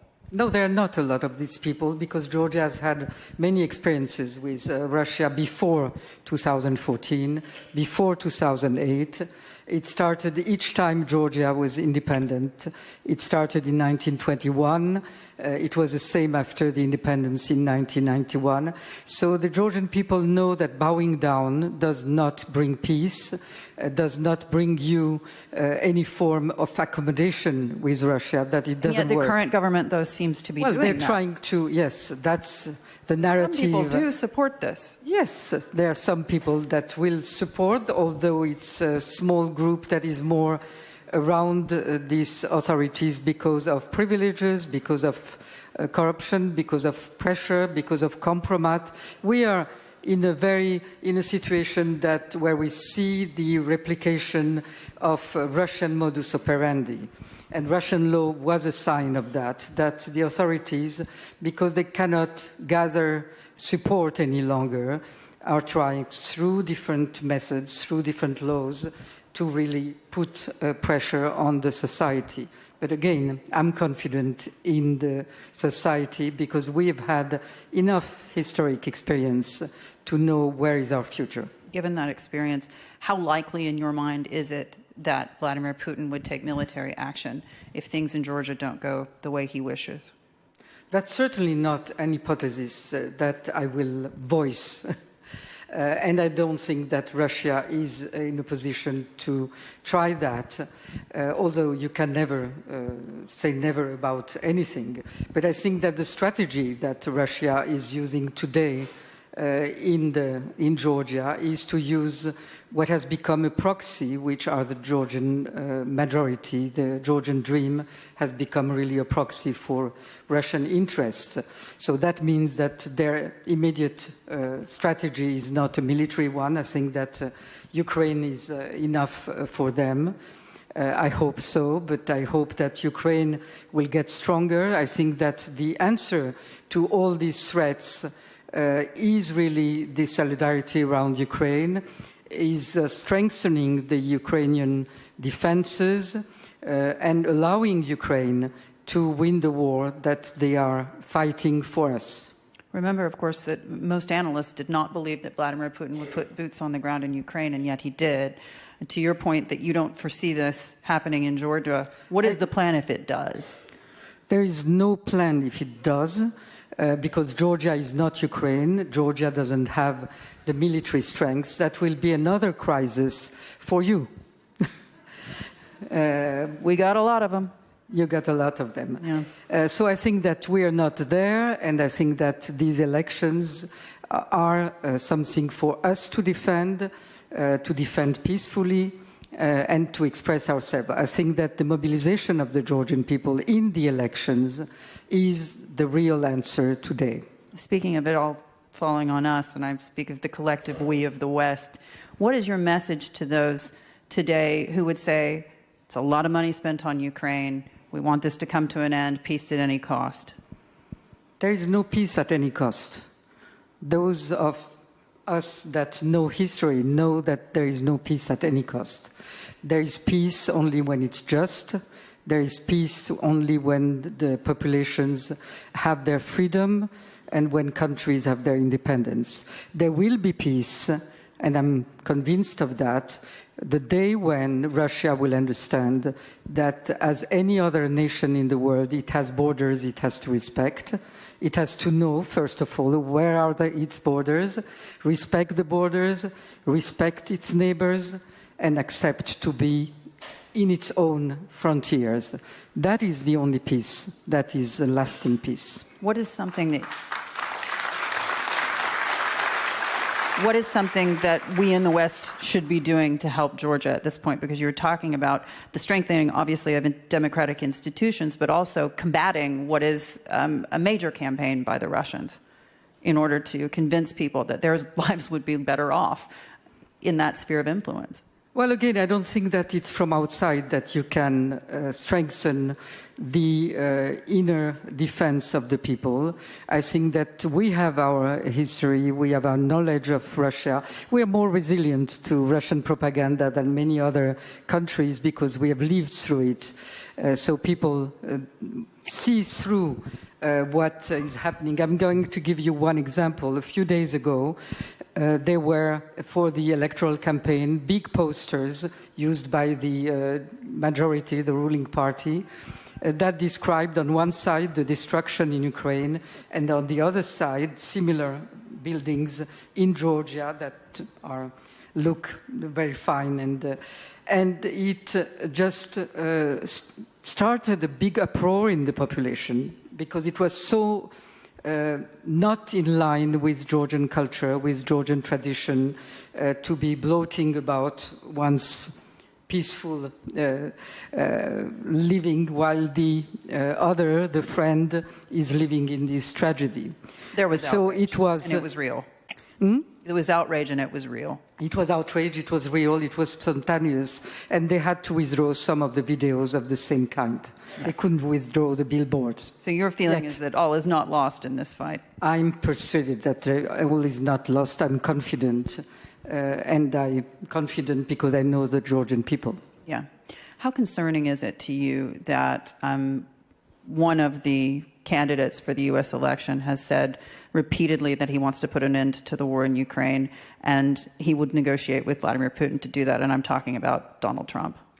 I don't know. You know, once you are in responsibility, and it's one thing to say before a number of things, and the other thing is to, when you are in power, what is it that you are going to do? I believe that the American policy is very much a bipartisan policy, at least when it concerns Georgia. We know that it has always been a bipartisan policy. And I guess that concerning Ukraine, it will be a bipartisan policy because the reality on the ground is such that I don't think that any American president can ignore that and just give an easy win to a Russia that really up to now has been losing the war. Because for Russia not be able to win the war after 2.5 years against what it thought that was going to be a 3-day campaign is already a loss. Yeah. Georgia is a tough place to be an elected official. You found it to be so in your case. Saakashvili is still in prison. In your mind, what needs to happen to the judicial system in Georgia? Complete reform. That's in line. That's on the Georgian Charter, which has been now signed by all the pro-European parties, which commits to very early in the next months after the election to really start a deep reform of the justice system. Because at this point it seems like a dangerous place to be a politician. I've been impeached by the Constitutional Court, although there were 3 judges that dissented from that, which is already a reason for hope. So we have to do that, and that has to be done very quickly.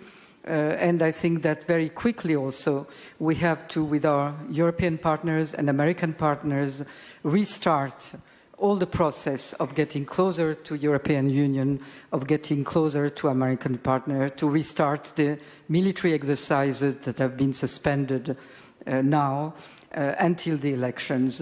We have many things to do, and I'm hopeful that we'll be on track. Do you believe today that Mr. Saakashvili will receive a fair trial? Well, the trial has been going on. There are many different trials. There is not just one trial. There is nothing that can be fair today in Georgia's tribunals today. Yeah. So you'll have to wait for the next. It's a long time to wait. Finally, Madam President, just walk us through specifically what it is that Georgia needs from Europe and the United States today. support to the Georgian population, the moral support, because today there is nothing much in 1 month's time that can be done, moral support to the Georgian population and lots of observers during the elections, because that's the way that Georgian population is going to feel supported during the elections. Even if the observers cannot really change much to the outcome, they are not interfering with the elections, but they are a sign that we are not alone. What is always the most difficult for Georgia, it's a small country, it's to feel isolated. Isolation is for us the worst nightmare. Madam President, thank you so much for joining us. Thank you.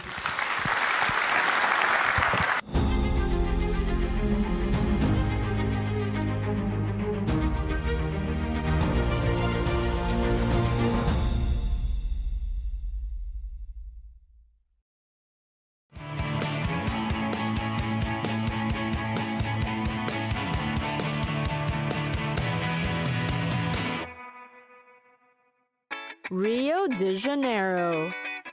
It's a chill, fuss-free Southern American city where anything and everything goes. You'll get a taste of the old and the new, fast and slow, and the luxurious and the modest. It is called Cidade Marvelosa to its local inhabitants. It is also known as a super city, with practically more than 14 million people residing in it. It is a city of history, culture, and tradition, as well as hip, flair, and style. The city is known for its picturesque views. The jaw-dropping beauty of the landscape is all thanks to the Atlantic Mountains nearby, with flourishing rainforests. These mountains actually play a big role in the city's population. It makes up most of the area in the south. Relaxed and carefree, tourists get to go on peaceful nature trips where they can make the most out of the postcard-worthy views. Meanwhile, the north area is slowly getting crowded, with sprawling suburbs rapidly taking over. And the west is quite busy too, with huge malls being built alongside highways and multi-lane roads. But the cool, carefree vibe remains thanks to the beaches nearby. And Rio's golden beaches are a marvel too. But the things to do in the city are endless, no matter the weather, because the city is teeming with infectious cheer and creativity that's definitely attractive for tourists. There's the famous Copacabana, which has everything for you. Like the locals, walk by the beachside in the early morning and sneak in some exercise, or perhaps play some football, enjoy the sunset, or dance to the samba music that's sure to be playing nearby. Then visit the Copacabana shopping district. Take a commute to the town's known historic center, to the city's stunning architecture and structures that won't fail to amaze you. The buildings are known to be influenced by a blend of historic Portuguese colonial architecture. It blends well into Rio's modern city lifestyle and the famous Brazilian atmosphere. Finally, cap off the day with an unforgettable sunset experience.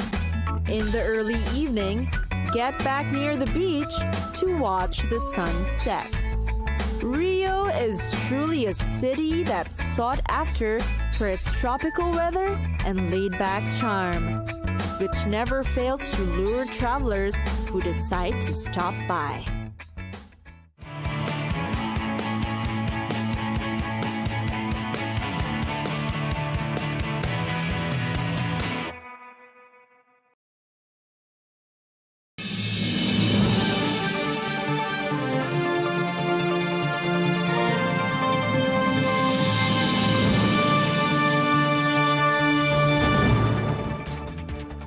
Welcome to Global News Today, bringing you exclusive insights and fresh perspectives from leading experts and influential decision makers every weekday on Al Arabiya News. I'm Rosanna Lockwood. Coming up on the show, Hezbollah's deputy leader pledges the group will continue the fight against Israel as he accuses the US and Israel of wanting to control all the territory of Arab states and all the Muslims. I speak to the former Prime Minister of Israel, Ehud Olmert, about the rising tensions in the region. In a televised address, Naim Qassem also says a ceasefire in Gaza is the solution to ending the escalating conflict. It comes as Israeli Prime Minister Benjamin Netanyahu pledges to continue to strike Hezbollah without mercy everywhere in Lebanon, including Beirut. And the Pentagon says components for an advanced anti-missile system that were delivered to Israel should be fully operational in the near future.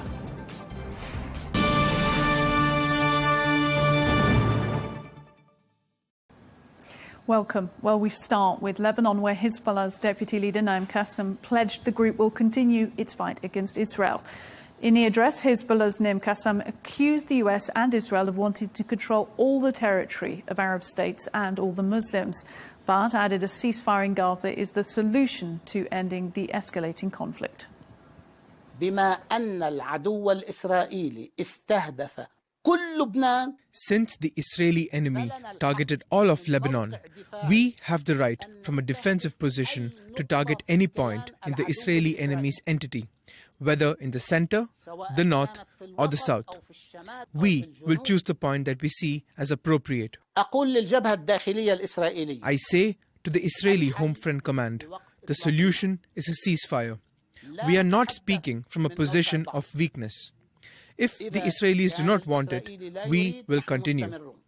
After the ceasefire, according to the indirect agreement, the settlers will return to the north and other steps will be drawn up. Well, the address comes just 24 hours after Israeli Prime Minister Benjamin Netanyahu pledged to continue to strike Hezbollah without mercy everywhere in Lebanon, including Beirut. He made the comments on Monday at a military base hit by a Hezbollah drone attack that killed 4 soldiers and wounded dozens in the single bloodiest attack on troops inside Israel since October 7th. The Pentagon says that components for an advanced anti-missile system have arrived from the US in Israel and that it expects them to be fully operational in the near future. This comes as the region braces for a response to Iran's attack on Israel.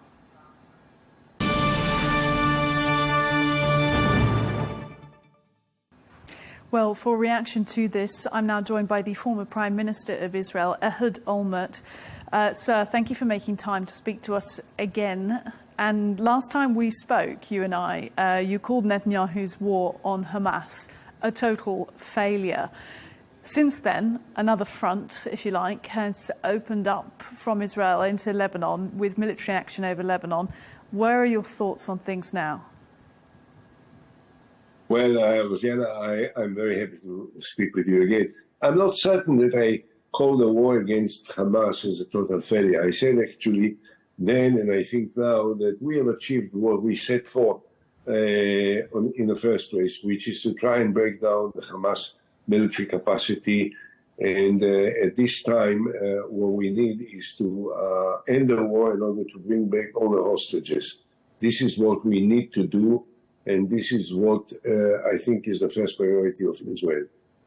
As for the war in Lebanon, I think also we had very important achievements. Let's not forget that Hezbollah started the war against Israel without any provocations, without any reason, except that they say that they wanted to assist Hamas. And therefore, they started the attack against Israel on the 8th of October 2023.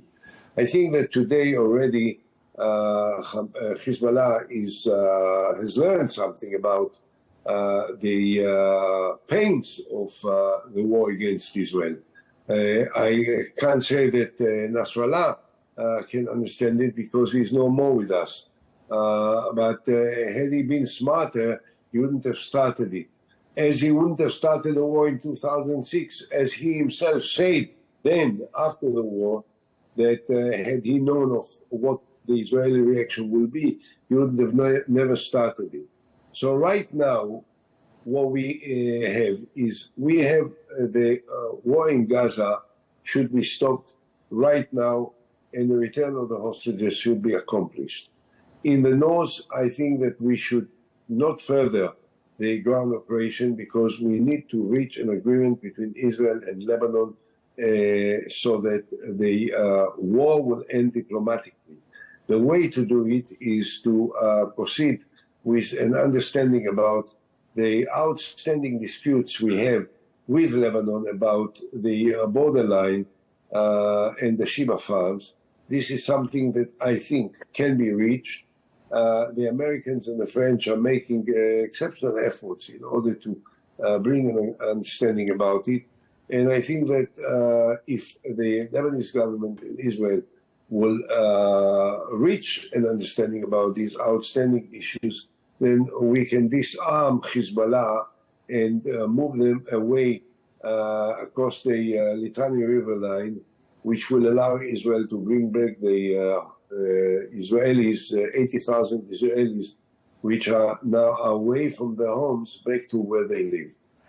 But up to the point of further escalation, then, so you're saying, you know, it shouldn't be escalated more in Lebanon and people should get around a negotiating table. You do support what Netanyahu's cabinet and government have decided to do so far in trying to dismantle the Hezbollah command structure, but also sending ground troops and aerial bombardments over parts of Lebanon.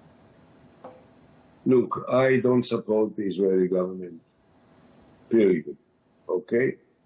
And however, without whether, you know, I support the government or not, when Hezbollah attacked Israel and on a daily basis, they are shooting 100 and 200 and 300 rockets against Israeli civilians, of course, the north part of the state of Israel, and they force 80,000 Israelis to leave their homes, and they destroy their homes as part of this attack.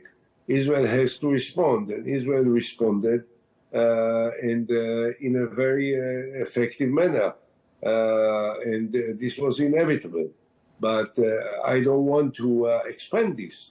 Now, I don't think it should be expanded. I think we have to bring an end to this conflict. But of course, that means almost inevitably that Hezbollah will move out away from the borderline between Lebanon and Israel back into the Litani, across of the Litani River, and that will allow Israelis to return back to their homes, and this will bring an end to the war.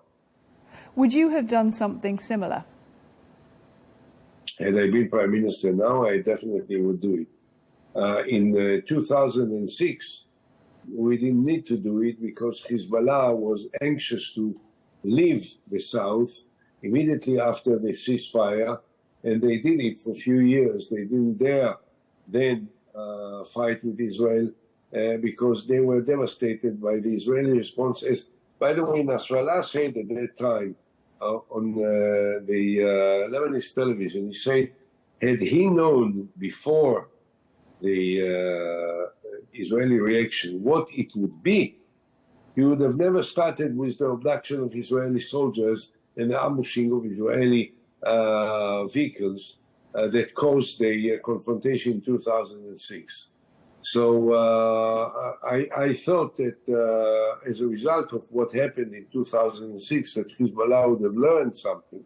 But as it turned out, on the 8th of October this year, they started again. And I think that they already regret what they have done, considering the serious pains that they have been through over the last few weeks in this confrontation between us and them. And therefore, it's time to stop it. And had I been Prime Minister now, I would have reached the agreement that is brokered by America and France to compromise on the outstanding disputes we have on the borderline and conclude the war.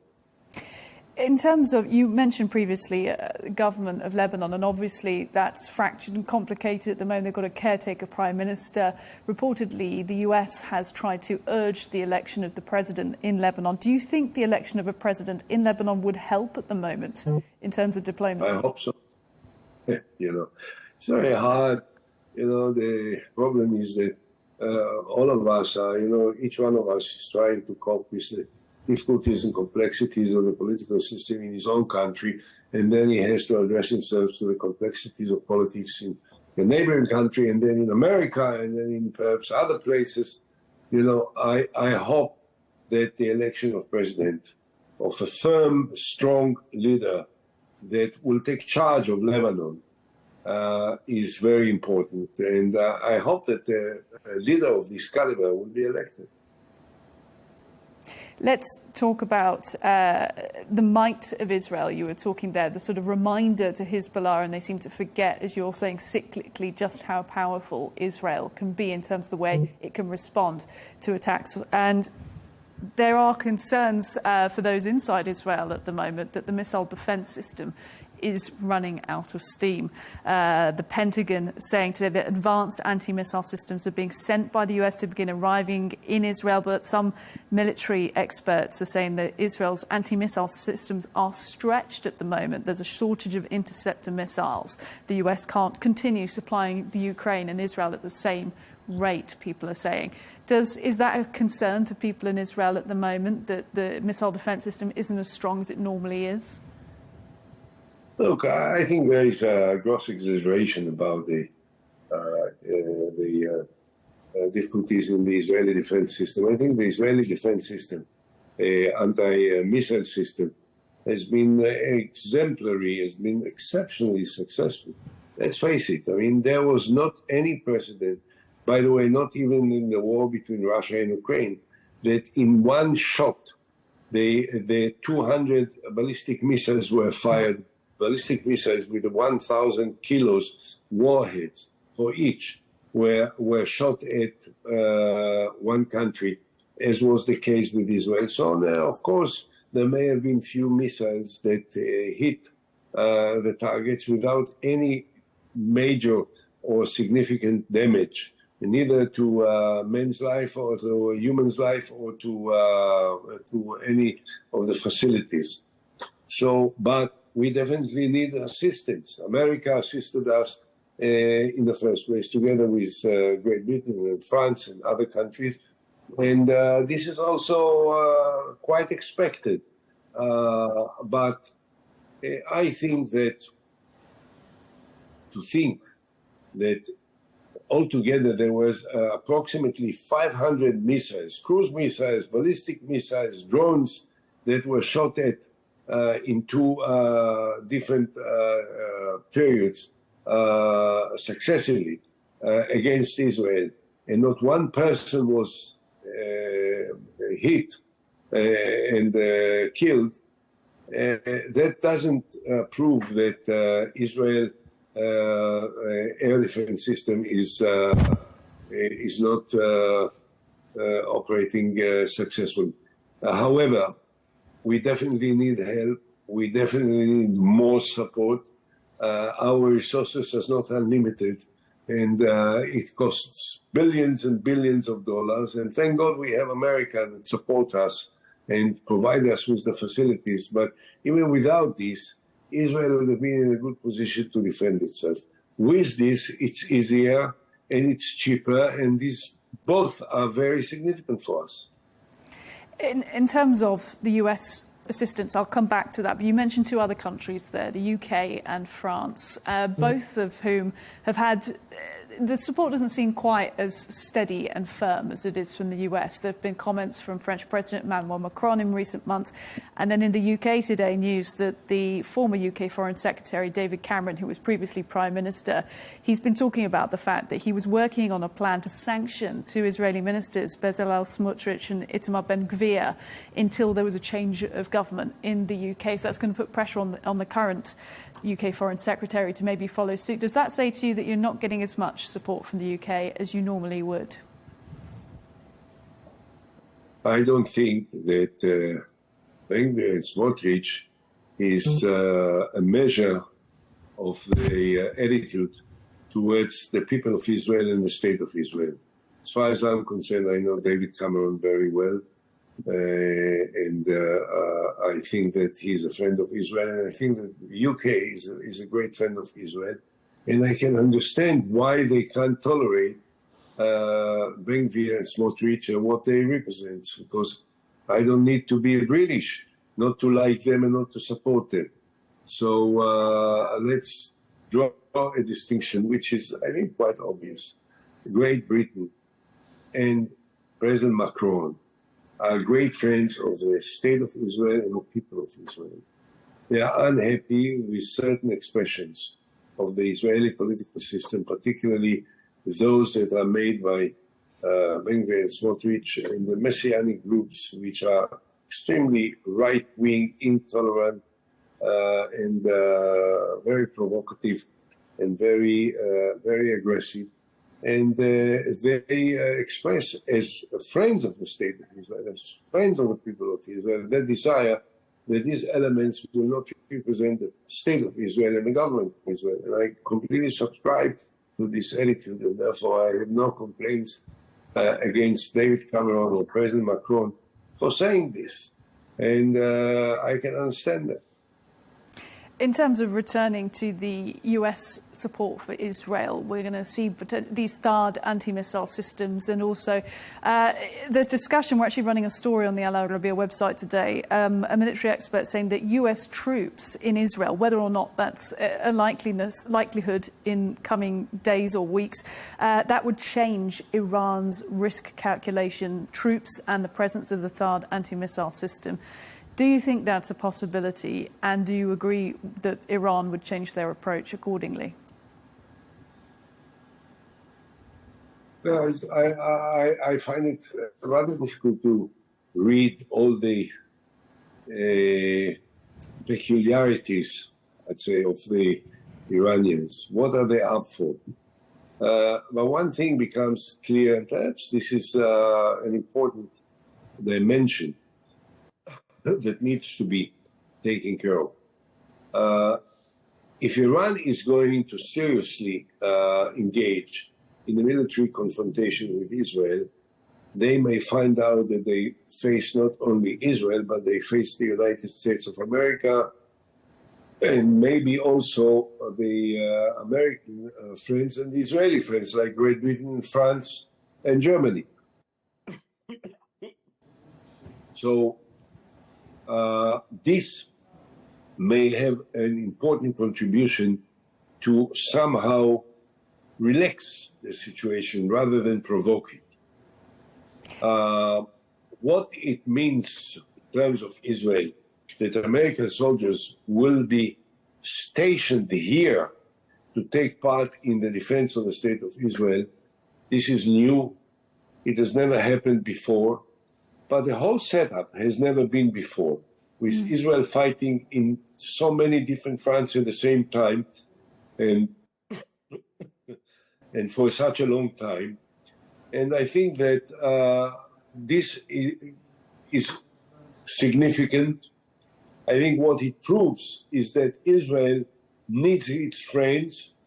And the lesson that I would draw, had I been in a position of power in Israel, is that I should respect and be more careful in my relations with America, much more than Netanyahu is showing on these days.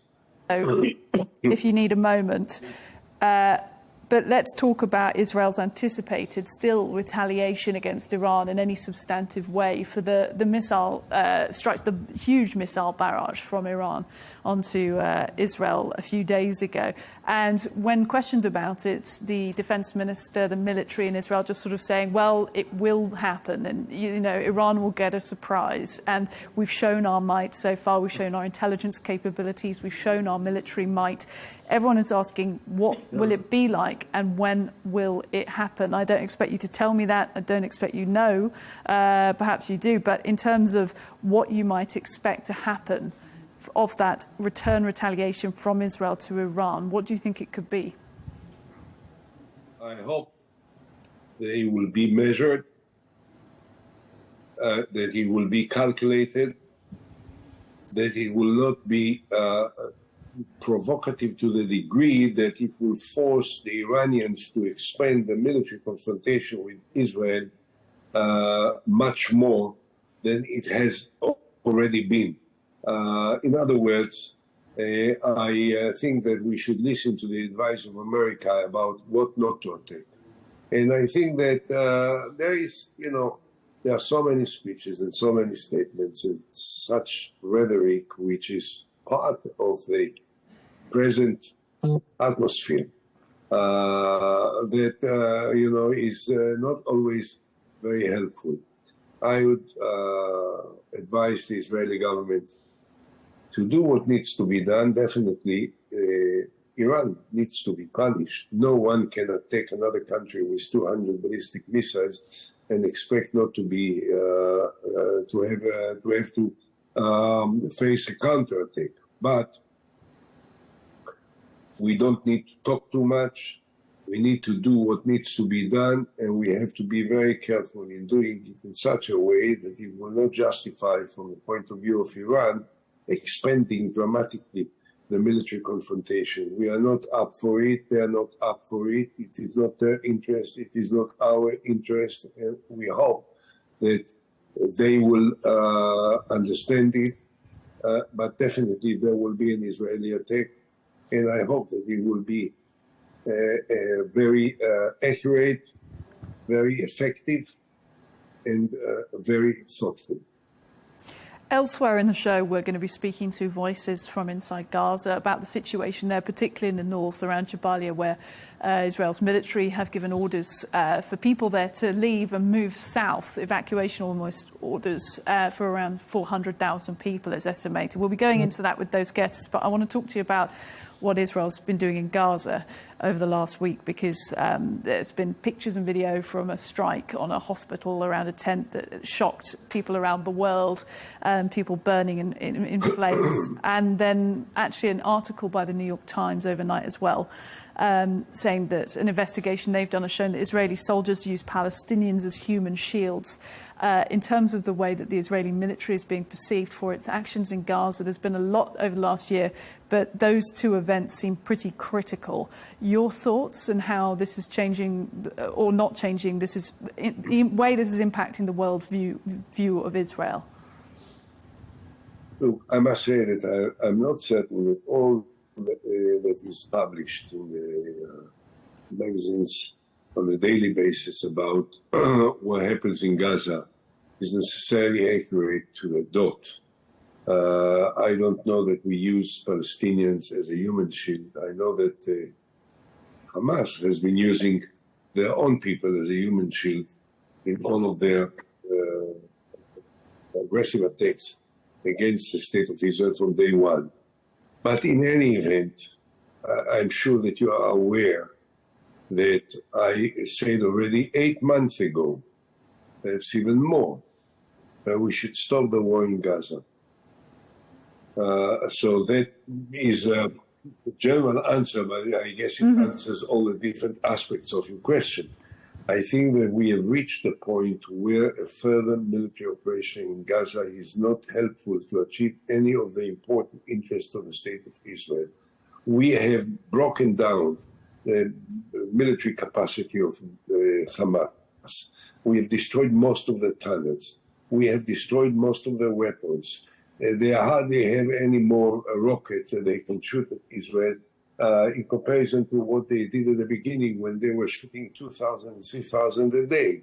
Now there is one every few weeks and so on, because everything was destroyed by us. Can we destroy more? Yes. Can this cause the death of more Israeli soldiers? Yes. Can it cause the death of more innocent Palestinians that live in those areas? Definitely yes.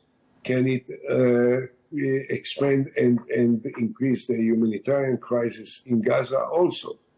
So there is no need. There is no objective that needs to be achieved that can be achieved by furthering the war in Gaza. And the worst, of course, is that we may lose all the hostages which are still alive, held by Hamas. So what I think we should do is we should stop the war now, immediately. We should bring back all the hostages in an agreement with Hamas. And we should pull out completely from Gaza, and there should be a deployment of Palestinian force with soldiers from moderate Arab countries, including, by the way, Saudi Arabia, the Emirates, and the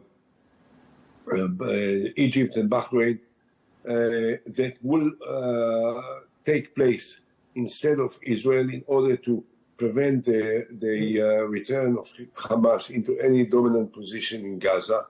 And there should be an administrative mechanism that will start to take over the control of Gaza and the rebuilding of Gaza together with the international community, so that there will be an appropriate solution for the suffering and the pains that so many hundreds of thousands of Palestinians are undergoing in Gaza as a result of a war that Hamas started against Israel.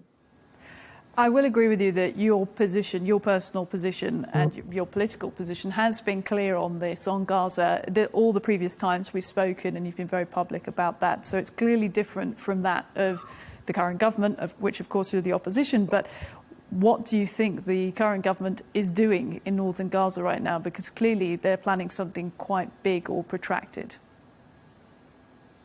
Well, as you said, my position is different. And I can only regret the fact that the government doesn't listen to the voice of reason and wisdom, and is it does not understand that there is a limit to the use of power that can be of any help to the real interest of the state of Israel. We have to stop the war now, and we have to bring back the hostages. And we have to bring in a security force that will take care of Gaza and will prevent the furthering of any attempts by terrorist groups to attack the state of Israel. That's what we have to do. We have to cooperate with the Palestinian Authority. We have to cooperate with the moderate Arab countries. I think this is what the Americans are anxious to achieve. This is what the Europeans want to do. And we have to build up this joint effort that may bring an end to the war and to the suffering of so many Israelis and so many Palestinians. Talk to me about the hostages, because obviously October 7th, we've just passed that anniversary, enormously painful for the families of those hostages still not returned and those who lost family members as hostages. Do you think there is still a deal to be done to return any hostages remaining? Yes, there is a deal. The deal is to end the war. I don't analyze or speculate about the chances on the basis of a certain respect for the human dimension in the heart of if yes, there is none. So the only way that it can be achieved is by ending the war, full stop, ending the war, and pulling out from Gaza. Of course, in return for the deployment of security force that will take over Gaza and prevent any attempt by the Hamas to rebuild itself. This is what I believe needs to be done and can be done, and this is the only way to bring back all the hostages. There is no other way, I'm afraid. I don't even try, to appeal to the human side of Sinwar. The guy who is ready to expose hundreds of thousands of Palestinians to the suffering that they have been through over the last year as a result of his attacks will definitely not feel any mercy for 100 Israelis. So the way to do it is to stop the war. I'm ready to stop the war. Bring them back. Pull out from Gaza. Life is long. And at this point, this is what we need to do. Just finally, you mentioned that no one's listening to, as you put it, your voice of reason or wisdom on this.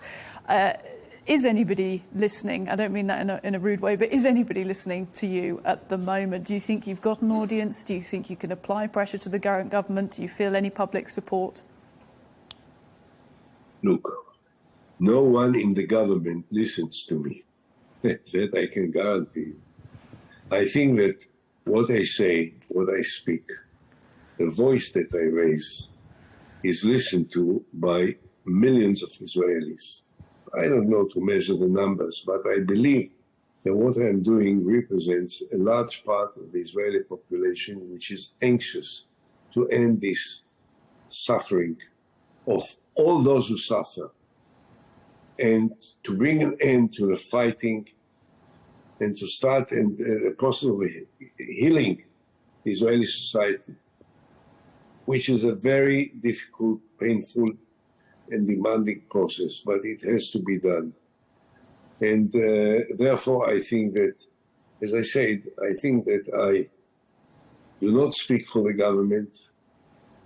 I don't like this government. As far as I'm concerned, they should be out any moment. And there should be another government. Every other government will be better than this one. And I think that this reflects the attitude of a very large part of the Israeli population. Former Prime Minister of Israel, Ehud Olmert, thank you very much for your time. Thank you indeed. Thank you.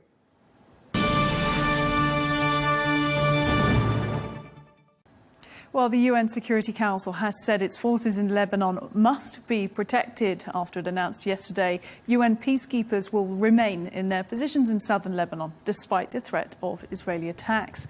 Now, this comes after members of the United Nations interim force in Lebanon were injured by Israeli forces in recent weeks.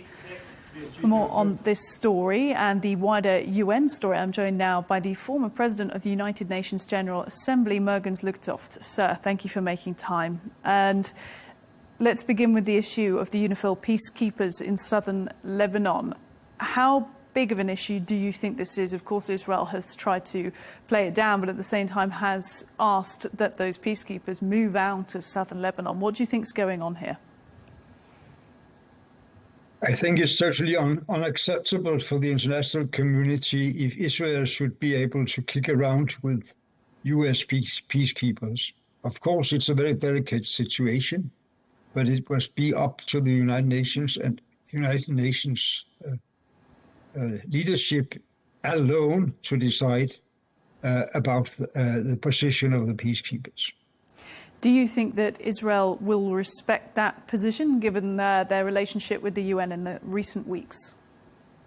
Well, I think that we have heard from the UN that some of the attacks on the peacekeepers now and on earlier occasions has been deliberately targeting UN. And I consider this a little as a continuation of a quote mark war that has been going on between Israel and the United Nations nearly since the United Nations decided there should be a Jewish state in Palestine.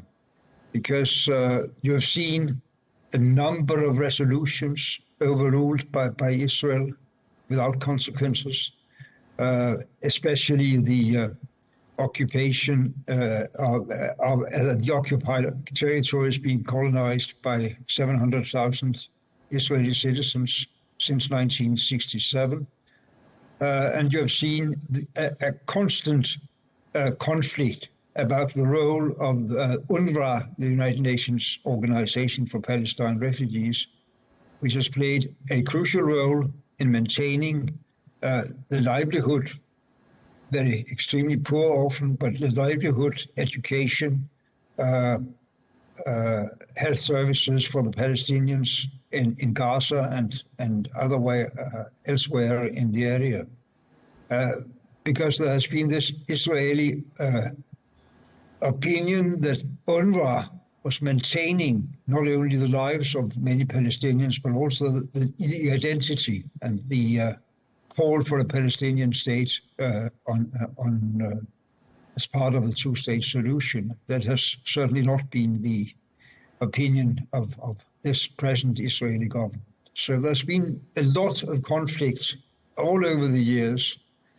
I would say as early as the original UN peacekeeper being assassinated in Jerusalem in the summer of 1948, the Count Folke Bernadotte from Sweden, by right-wing terrorists, including the later on Israeli Prime Ministers Begin and Shamir. And it is not been kept secret at all by this current government, by Netanyahu's government, the relationship or the way he feels towards, for example, Antonio Guterres or the United Nations, limiting access for UN officials into Israel, as well as speaking directly to them via social media statements, and sort of almost you're seeing these strange battles between Antonio Guterres and the Israeli government at times. Do you think Israel will succeed in eroding people's perception of the United Nations if they continue?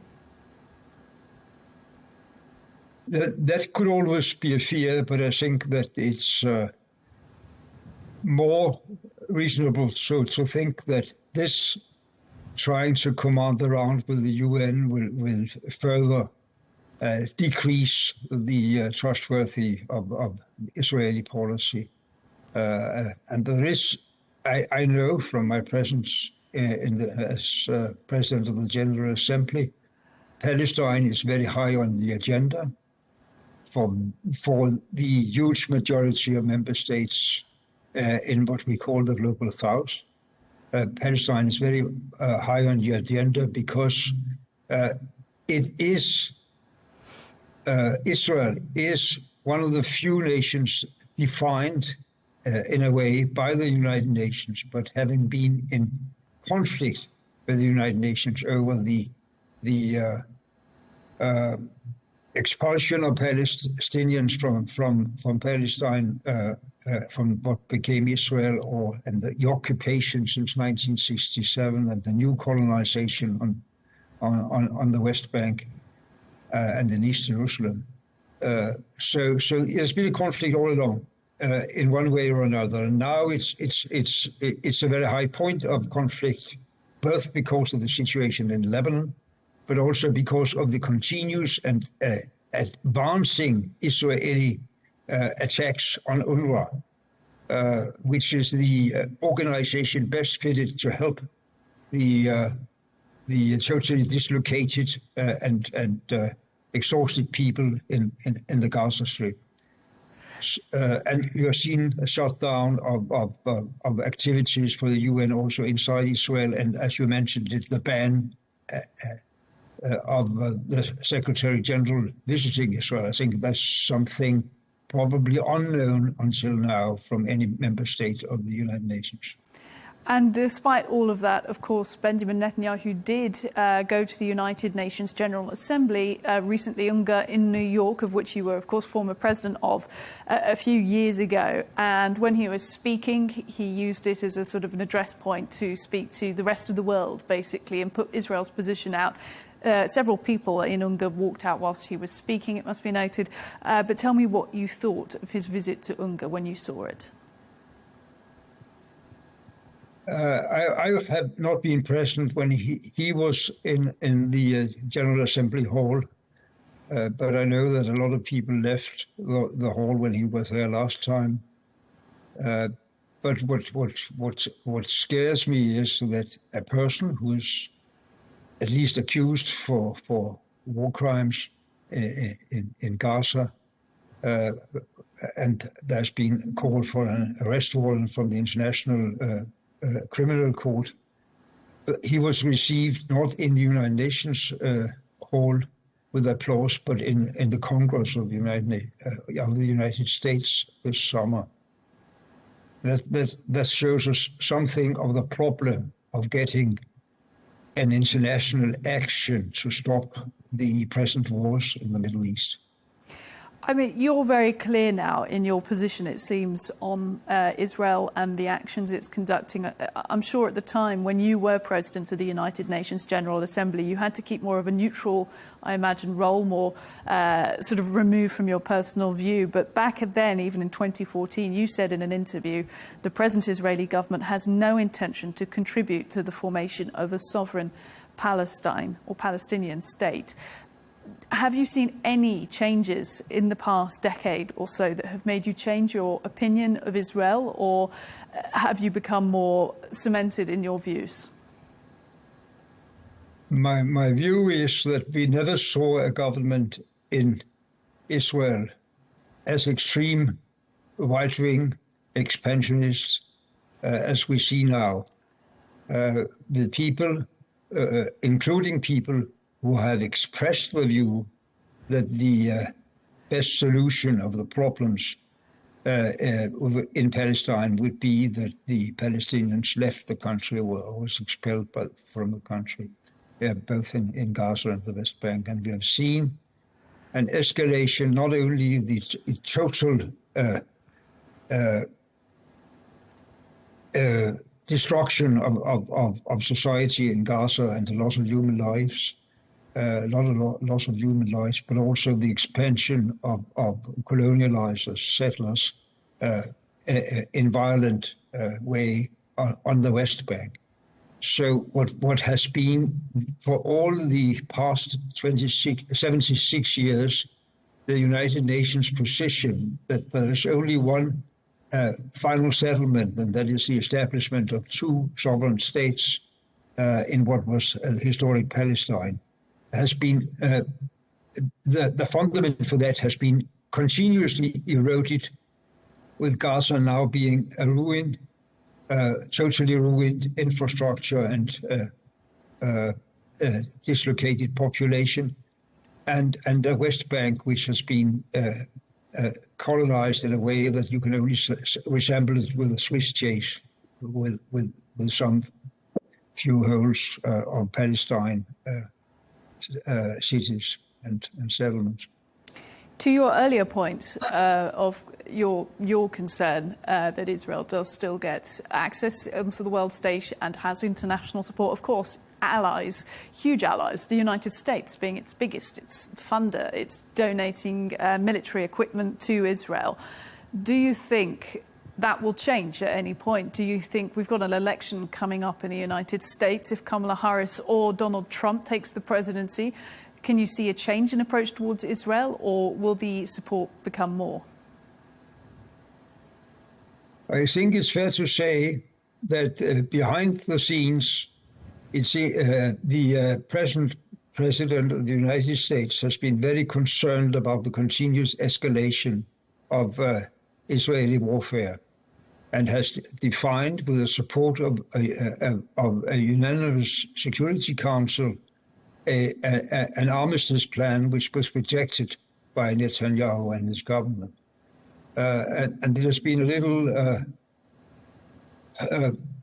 unusual and depressing to see that the American president once, several times, has waived with the opinion that there will be an armistice pretty soon, but it's obvious that that was not the intention of the Israeli Prime Minister. And we saw that there was this possibility for an armistice, not only in Gaza, but also towards Hezbollah and with the Houthis in Yemen, if there was an armistice in Gaza. But that was also rejected as a solution.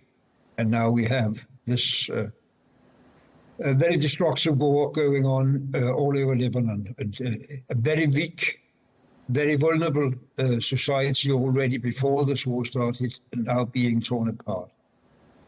Now, in terms of European support, you're speaking to us from Copenhagen in Denmark. Do EU countries and European countries, do they feel somewhat powerless when it comes to having any say in trying to implement change or pressure certain directions of the war in the Middle East? Is there a sense of kind of sitting back and being helpless in this? I think so. And it's also a reflection of the fact, I think we all realize, that the only way there could be some kind of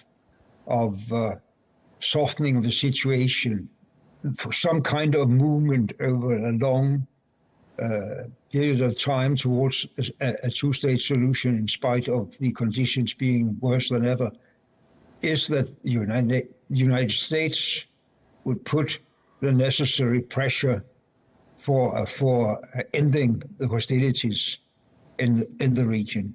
And we can hope that something will change after the American election. If Democratic president, if Kamala Harris is elected, I don't know, of course, her real intentions so well. But I know that on the other side, you have Donald Trump saying to Netanyahu, go on as much you need with military action and end this by military action. Former President of the United Nations General Assembly, Mergens Lugtoft, thank you very much for making time. Thank you.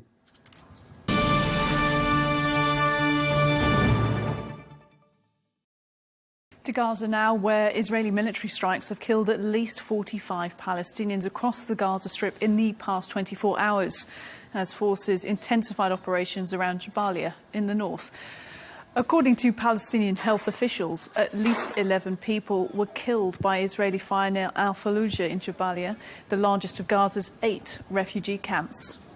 While in the south, 10 people lost their lives in Bani Sahila, eastern Khan Yunis, when an Israeli missile hit a house. 2 bodies were recovered from the ruins of 3 houses in the Sabra suburb of northern Gaza City after an Israeli airstrike, while 5 people were also killed in a strike on a house in the Nusayrat camp, central Gaza. Well, for more on the latest from inside Gaza, I'm joined by the spokesperson for UNRWA, UNRWA, in Gaza, Adnan Abu Hasna. So good to see you again at a very tough time. I mean, it's understating it really. Talk to us about the situation at the moment that you're facing. It's like a hell, actually, especially in the northern part of the Gaza Strip. There is a huge and a very unbelievable blockade, the army in that area is still, going shelling and striking, everywhere, and many people are being killed. And they are putting people among, 2 choices, to die from hunger, as example, because of the siege, or to leave the area or to be displaced to another place inside the Gaza City. And right now we have nearly 50,000 people left the area of Jabalia camp to Gaza City, but none of them left to the south, where it's Rafah and Khan Yunis and others, because they believe there is no safe place. But in Jabalia camp and the area, surrounding Jabalia camp, there is no water, no food. You can find, blood everywhere, actually, and people expected to be killed in any moment. It's an unbelievable situation, although after the actions of the last year, somewhat believable. And there's a lot I want to talk to you about: the food situation, the displacement situation. But let's talk about the instructions that people in Jabalia and in northern Gaza have received. Israel's military sending out a warning a few days ago, telling people to leave the area and move south, like you said, but people haven't gone as far as Khan Yunis. It's not safe in the south. Meanwhile, others saying that Hamas have sent messages telling people to stay in the north of Gaza. What are people going to listen to? What can people do? Are there any options? The only option, for people, they want to survive, actually. Okay, if they're in the Gaza City, it is not a safe place. In the south, it's not a safe place. It's not about Hamas and other political parties. The majority of the population in Gaza, they don't belong to any political party. They're just human beings, like citizens everywhere in the world, just looking for a safer place to survive, to take care of their kids, their children, to find, health system and schooling and everything. But if the IDF instructing them to leave Jabalia, to where? This is the main question. They're asking us this question: where would we go? There's no safe place at all. This is the main question. It's not about the south or the north. And they have been hearing all the time what's going on in the south, and people there are being killed. People originally have been displaced from Jabalia and from Gaza City to the south, and are being targeted and killed. And there is, you cannot find any differences between the north and the south. So the majority of them, they prefer to stay, because if they go to other place, it's the same for them. But, what's going on in the north, it actually, it's more difficult than the days of the beginning of the war after October 7th, actually. They have no choice. The hunger, the death, and to be moved or displaced to another place. But it's for them the same. This is the dilemma of most of the population in the northern part of Gaza Strip.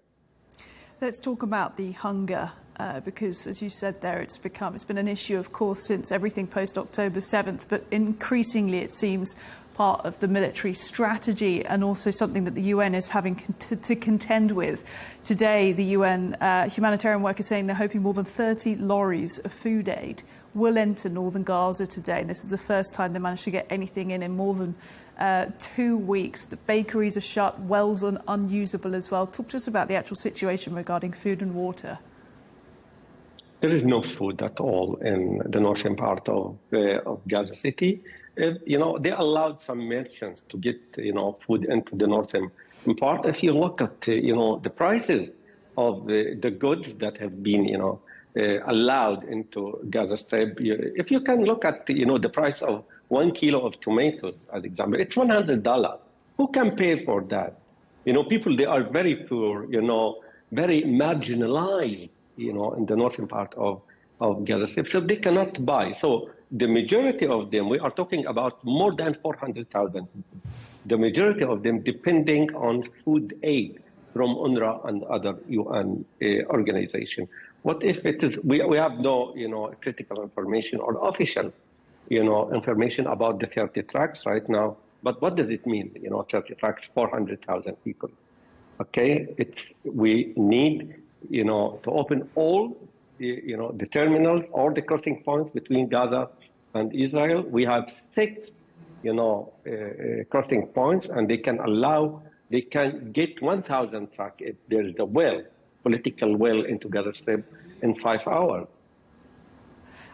In terms of what's actually happening in northern Gaza, what Israel is currently trying to do there, the UN Human Rights Office saying that the Israeli military, quote, appears to be cutting off northern Gaza completely from the rest of the Gaza Strip. And there's been this analysis over the last few days that Israel is trying to enact some type of what was being called as the General's Plan, but some form of that, basically blockading northern Gaza, telling people to leave, giving them a few days to do so if they can, and then anybody that's left, they'll treat as a military combatant and they won't allow in food and water.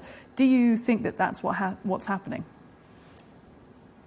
Going to the reality, what's going on the ground, I don't believe that hundreds of thousands of people will flee to the southern part of Gaza Strip, where Rafah and Khan Yunis and the middle area.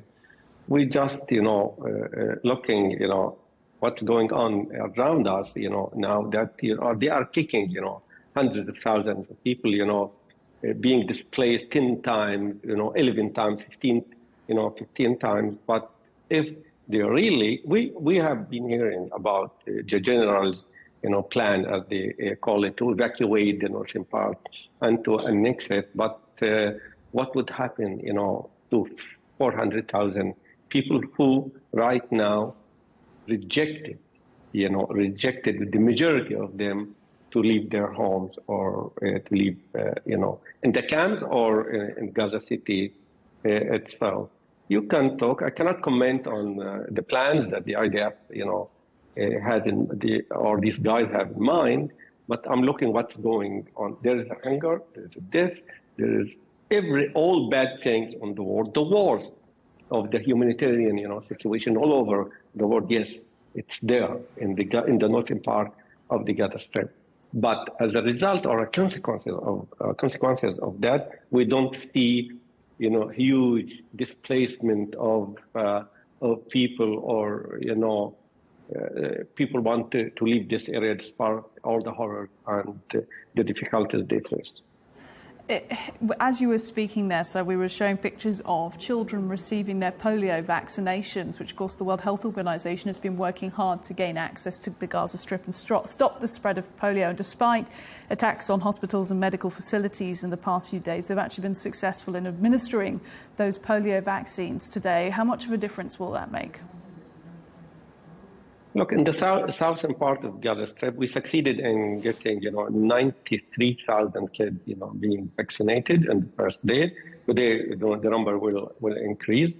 The campaign started, yesterday. But the big question, how can we manage that in the northern part of the Gaza Strip. If they continue shelling and killing and, destroying and asking people to evacuate and to be displaced, the big question, how can we manage that? If tens of schools or clinics or our installation, in the northern part of the Gaza Strip. I don't know what will happen, but let's see what will be, what's going on in the coming, days. Talk to us about the type of work that you normally did at UNRWA about a year ago, before all this escalated so much, and how that work has changed in the past year. No, UNRWA, all the time, was, the lifeline of the whole population of the Gaza Strip, the refugees in the Gaza Strip, which, they are shaping the majority of the population. They are about, nearly 80% of the population before October 7th. We used to provide food aid to more than 1.2 million Palestinian refugees. We have nearly 300 schools. We're sheltering or having nearly 300,000 kids in our schools. We have 25 big or central, health clinics where millions of visits, health visits to our clinics.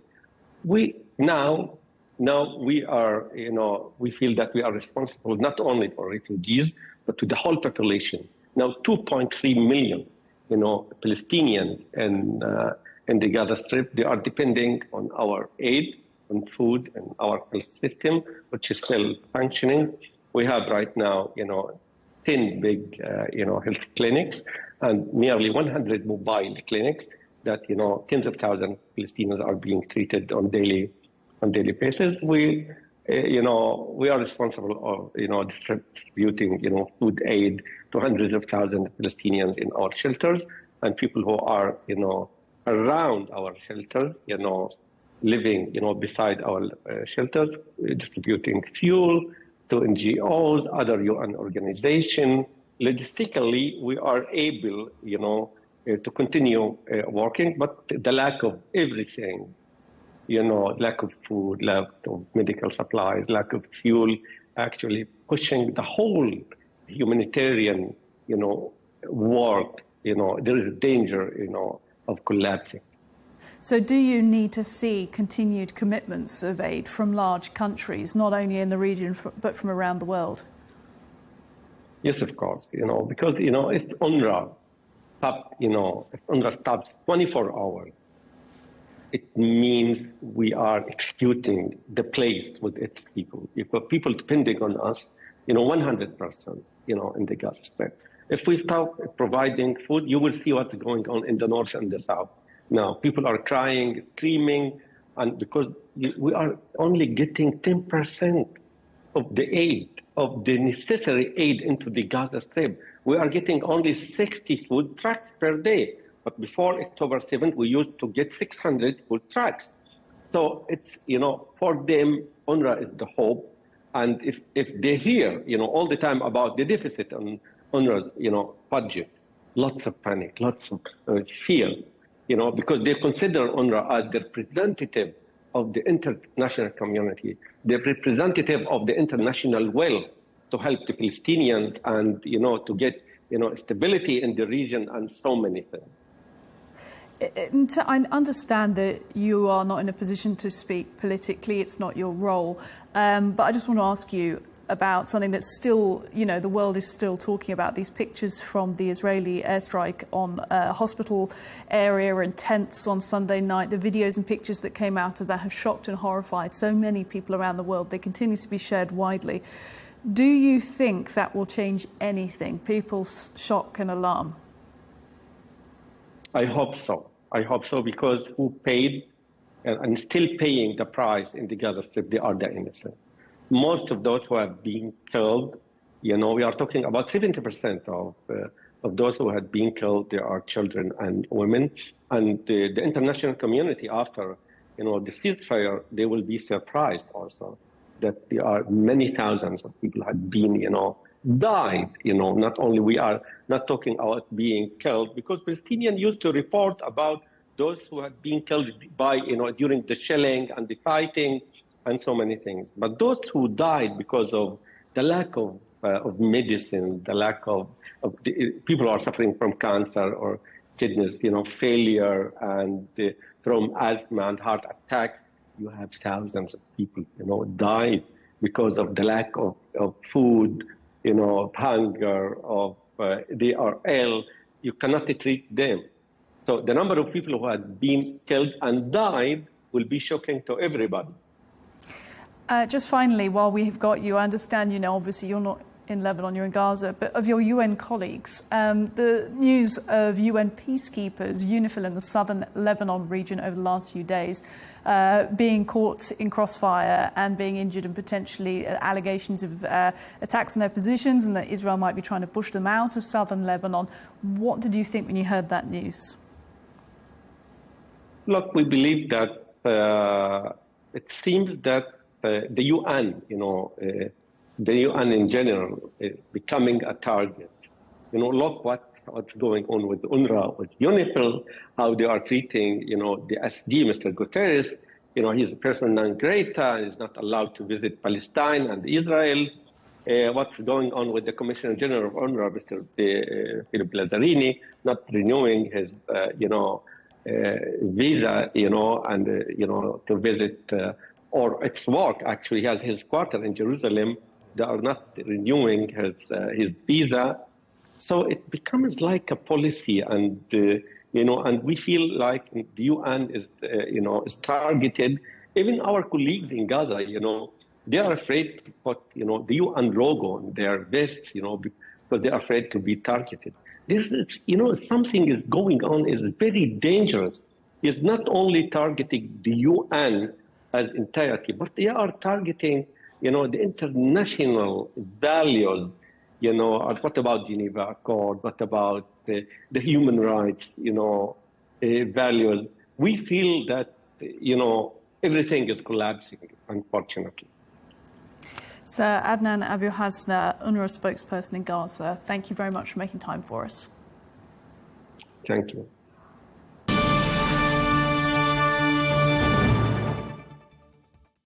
Let's get more on the situation in Lebanon now with Beirut-based journalist at L'Orient Le Jour, Salah Hijazi.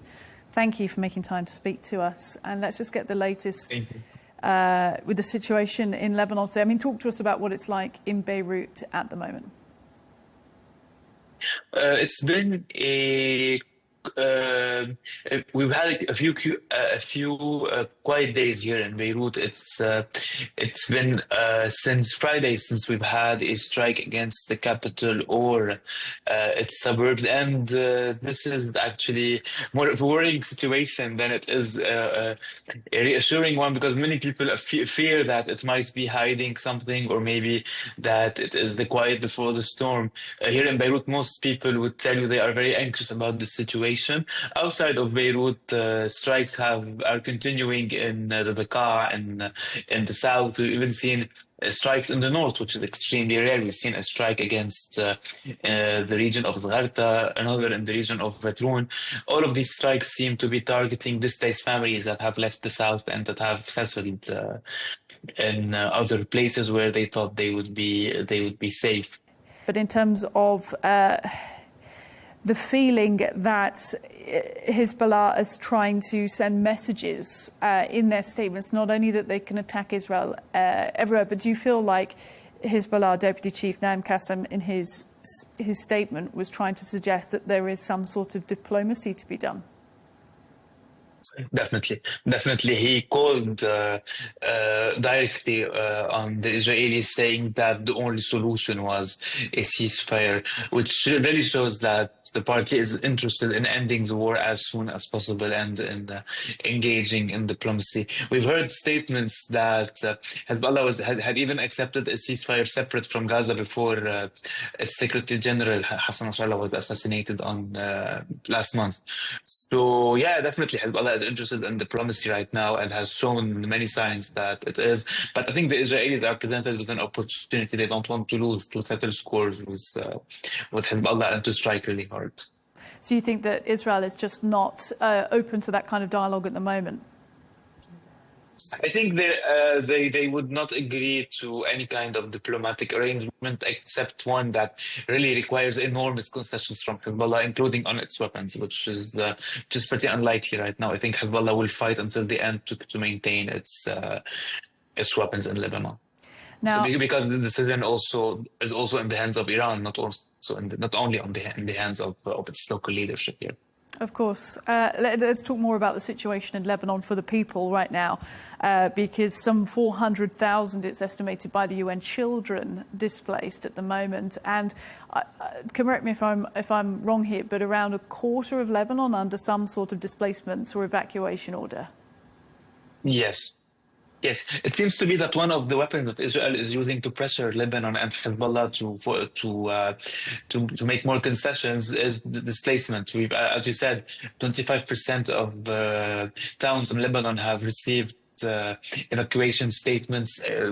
A huge number of towns in the south, most of them in the south of the Litani River, but also some in the south of the Awali River, which marks the border between South Lebanon and Mount Lebanon, have received these kind of evacuation orders.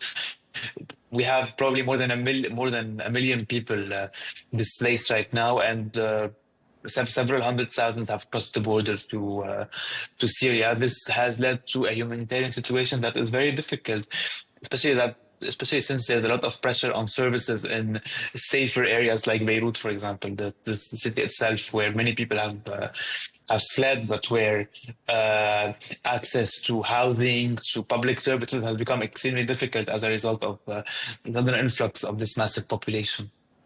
And tell me what it's like doing your job at the moment, being a Beirut-based journalist, because, I mean, for journalists outside of your region, outside of the Lebanon, Israel and Gaza area, it is chaotic at best to keep up with all the updates of everything that's happening with Israel's war on a multi-front basis.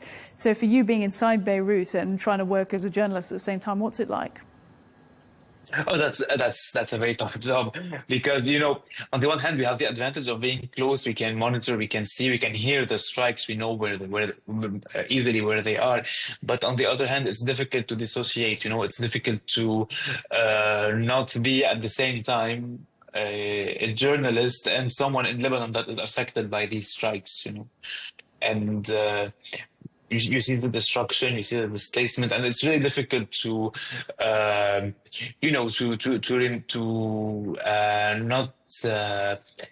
to control some emotions maybe, or to dissociate oneself from these developments, especially that, you know, going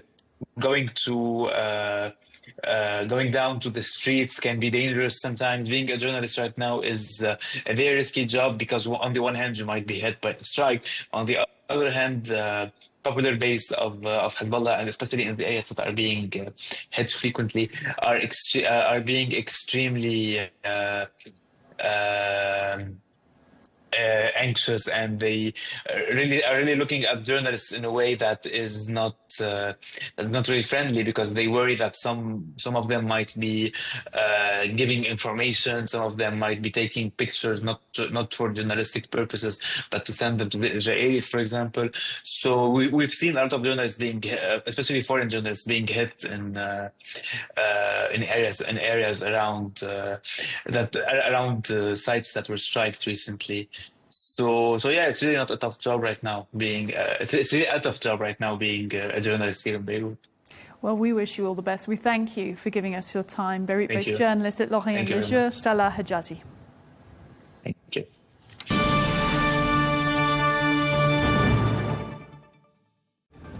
That is all we have time for on Global News today. Thank you for watching, and be sure to join us tomorrow for more exclusive interviews. Until then, goodbye.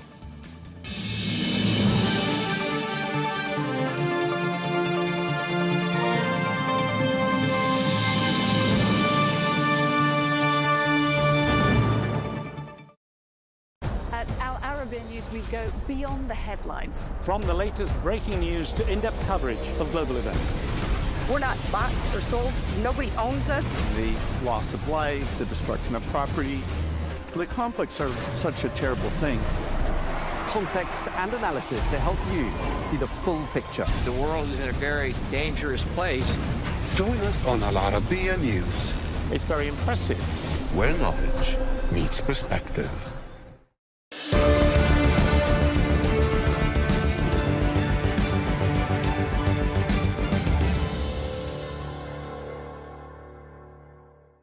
Was a senior U.S. intelligence officer specializing in counterterrorism and code breaking.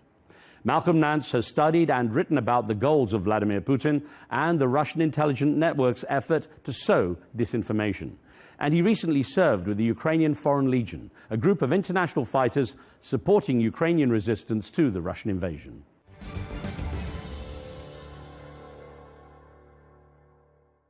Malcolm Nance, thank you very much for your time. I want to start by asking you, what has the U.S. Department of Justice said about this particular operation with the Russian bot farm?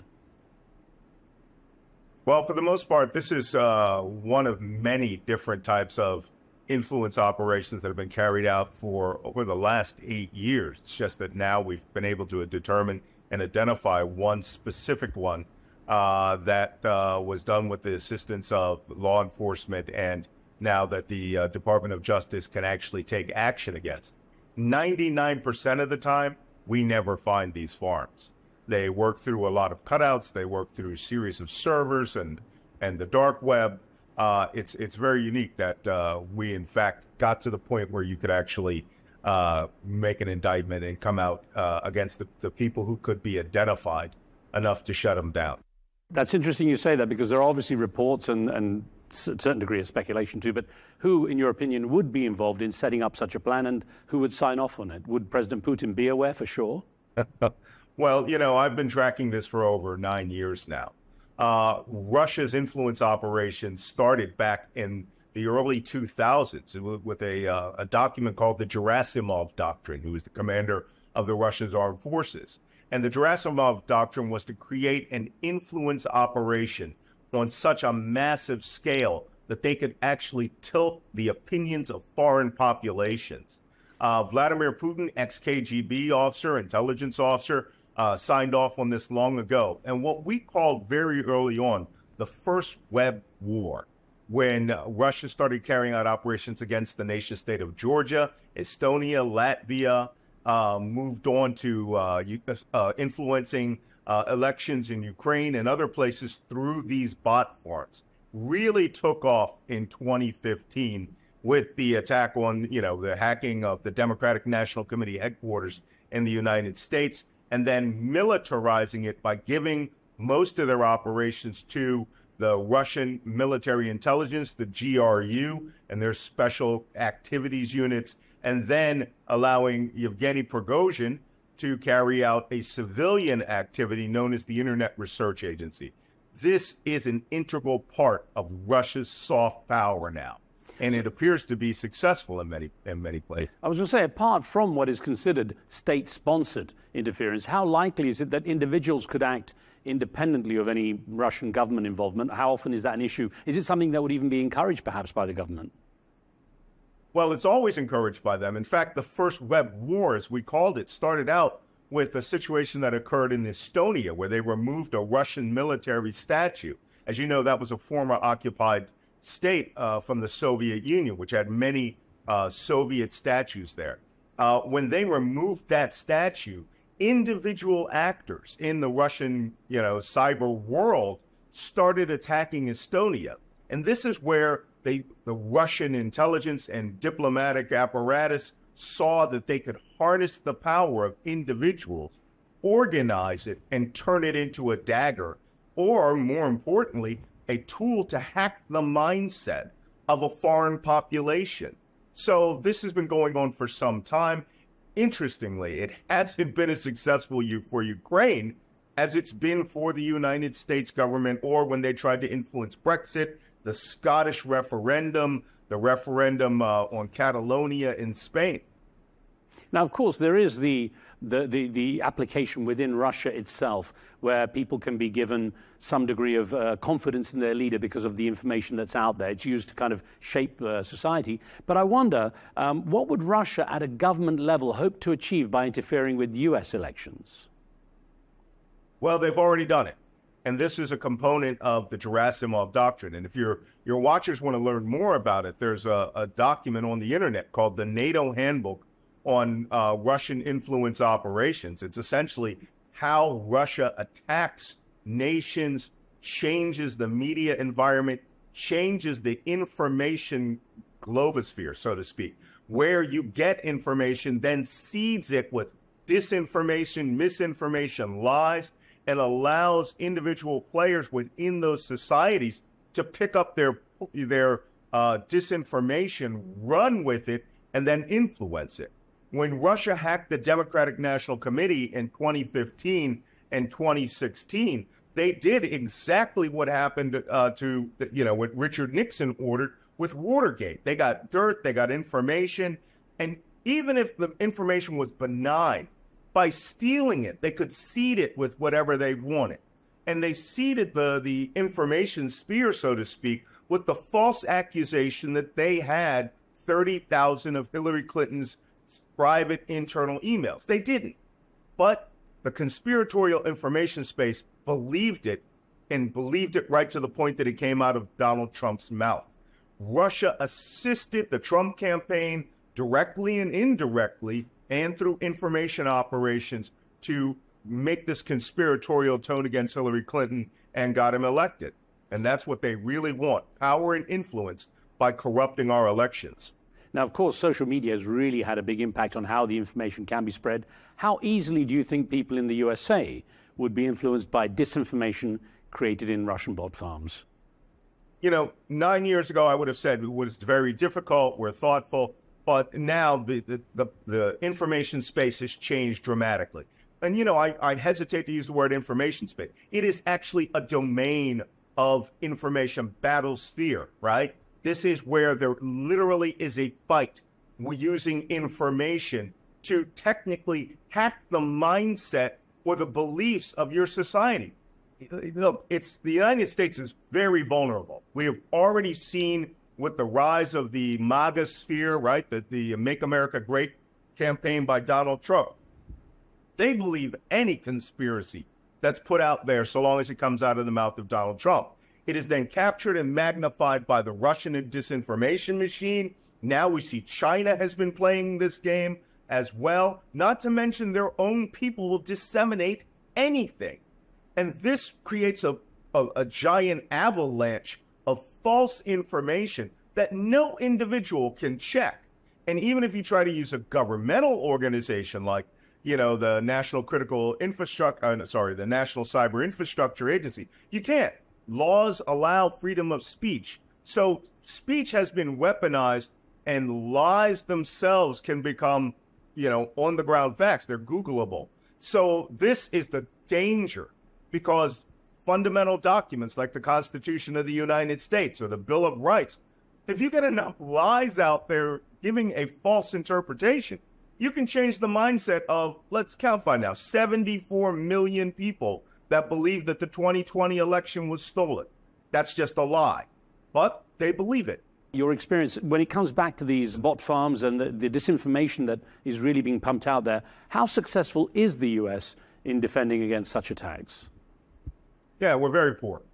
Let's just be frank. The very vehicles that make America the country that it is, right? This bastion of freedom of speech, freedom of association, freedom of sharing of information, freedom of religion. All of these are fundamental building blocks that our adversaries have seen could be weaponized against us. And that's why you have Russia jumping in on freedom of speech through these bot farms. Same with China. And if you've never seen a bot farm, just Google the phrase bot farm. And what you'll see is banks and banks and banks of hundreds of telephones that have all been connected together to one central keyboard or one central telephone, and they're all fake profiles, thousands upon thousands of fake profiles, and they will put out the exact same words, or an AI will put out a variation of those words, right. And then it will look like some individual, and that you're being influenced by individual people who are all of a like mind, when in fact you are being influenced by a foreign intelligence agency, or you're being influenced by a foreign disinformation operation in order to hack your mindset. and tell you what you think the crowd is doing and hope that you go along with it. Let me the tap United States into- is not very good at that because our very laws protect those speeches, even if they're from a Chinese bot farm. Let's tap into what you've just said about AI, because that can vary the message. In the old days, of course, it was far more obvious. It was all coming, the same kind of message was going out. So from what you've experienced over these years, AI has become a much bigger player. How has AI changed the game for those wanting to cause chaos or influence opinion among the American electorate? Good, excellent question. It's dramatically changed the game. You have to understand that AI fundamentally, AI is just an automated process to make things that we do routinely go faster.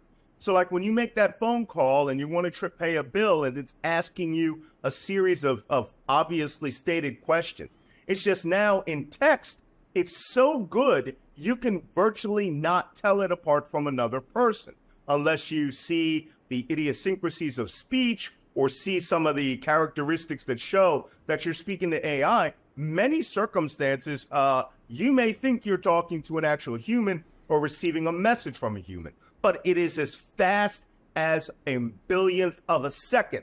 That's how fast it can send a message. So if you want to send out a billion phone messages, if you have access to the telephones, you have access to the ability to make that kind of communication, you can influence multiple systems in less than enough time that it takes to write your message and stroke a keyboard. That has far greater depth than news media, far greater depth than Instagram, Facebook, and TikTok. A really quick example of it. TikTok put out a video, allowed a series of videos for a few days last year in the October 7th era, where American citizens claimed that they were influenced by Osama bin Laden's letter to America and justifying the mass murder of 3,000 people. It influenced tens of thousands before it was shut down, but it was based on a terrorist letter committing mass murder, but had managed to convince people that it was justified. Right. You could do that for anything. You could justify the mass murder of Uyghurs in China who are Muslims. You could justify the mass murder of anybody if you own the distribution system of information. And again, hack the mindset of your victim population. Just a final thought. As someone with extensive military experience, I want to put this to you. As we've seen, a 20-year-old man with a rifle in Pennsylvania was just millimeters away from overturning the political landscape in America, and led to immediate accusations between the parties about the use of incendiary language and threats of political violence. So how much does that play into the hands of those who wish to sow chaos in the country? And I wondered, to what degree is the U.S. facing a particularly vulnerable moment in that respect? Well, this particular incident, I believe, will eventually show that the young man was radicalized in the exact same way that we used to complain about, young boys and girls being radicalized by the Islamic State's ideology. They see something on the internet, it inspires them, it makes them want to do something and become part of a structure. The Islamic State, on the other hand, would ask you to join the jihad by bringing you physically from where you are to another country and becoming part of that network. This is how can I put it? This is sort of like a virtual world where you don't have to leave your house. You just acquire the negative ideologies, right? Like this young man, we don't know precisely what set him off. Right. He was very conservative. He was a registered Republican. He was a loner on issues that were socially conservative in his classroom. But at the same time, we don't know whether he wanted to be like John Hinckley, the man who shot Ronald Reagan twice, shot his Secret Service officer twice, and his press secretary once, because he wanted to impress the actress Jodie Foster. Right. So I don't know if this young man wanted to impress Taylor Swift by killing Donald Trump, was suffering clearly a mental health breakdown. But on the other hand, 5 months ago, Alex Jones, along with a former Special Forces colonel, came out there and were discussing in this very conservative, very well-followed conspiracy theory website video, saying the best thing that could happen to the Republicans is assassinating Donald Trump because that would mobilize the conservatives to wipe liberal America off the face of the map, which is insane, right? But this kid may have watched that and taken it to heart. We just don't know yet. Malcolm Nance, there's always so much to talk about. Hope we get a chance to talk some more. Thank you so much for joining us today. My pleasure.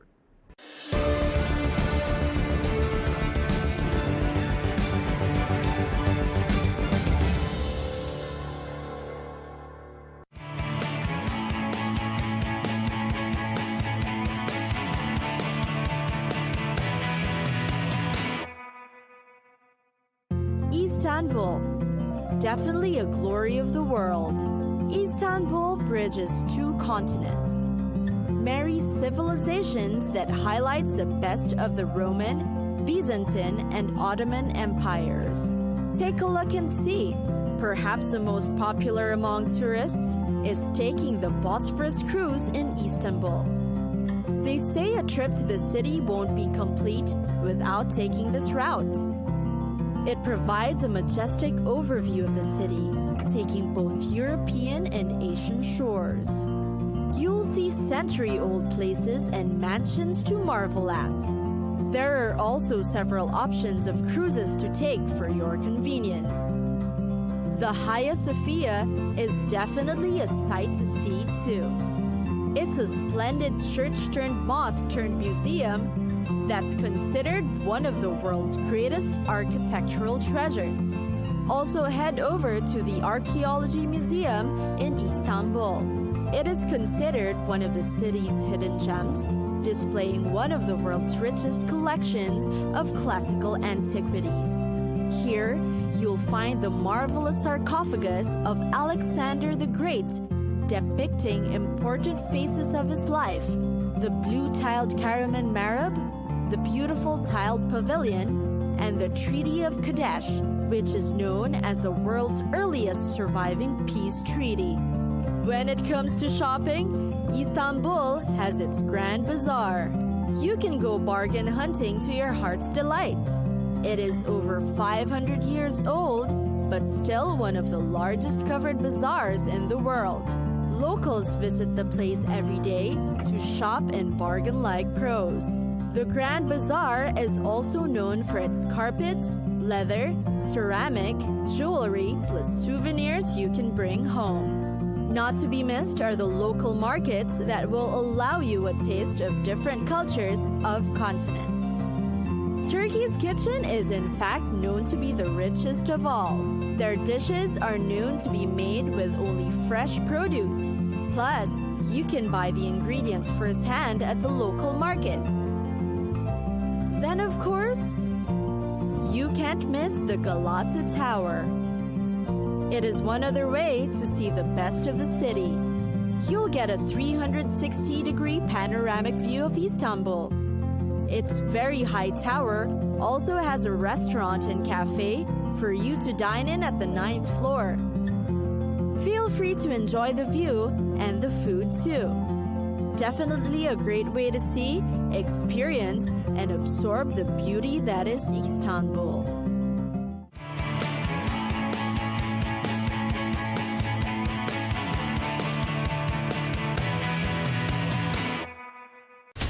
From the White House to Gaza, Kiev to Beijing, elections, economics, and the environment compete with conflicts and other complex issues for our attention. In an age of fake news, deepfake, and artificial intelligence, they've got to have a vote and a say. It's important to look beyond the loudest voice to understand the truth. From newsmakers to groundbreakers, my campaign is going very well. Presidents, prime ministers, princes and peacemakers, and cultural tastemakers. As Arabs, as Middle Eastern,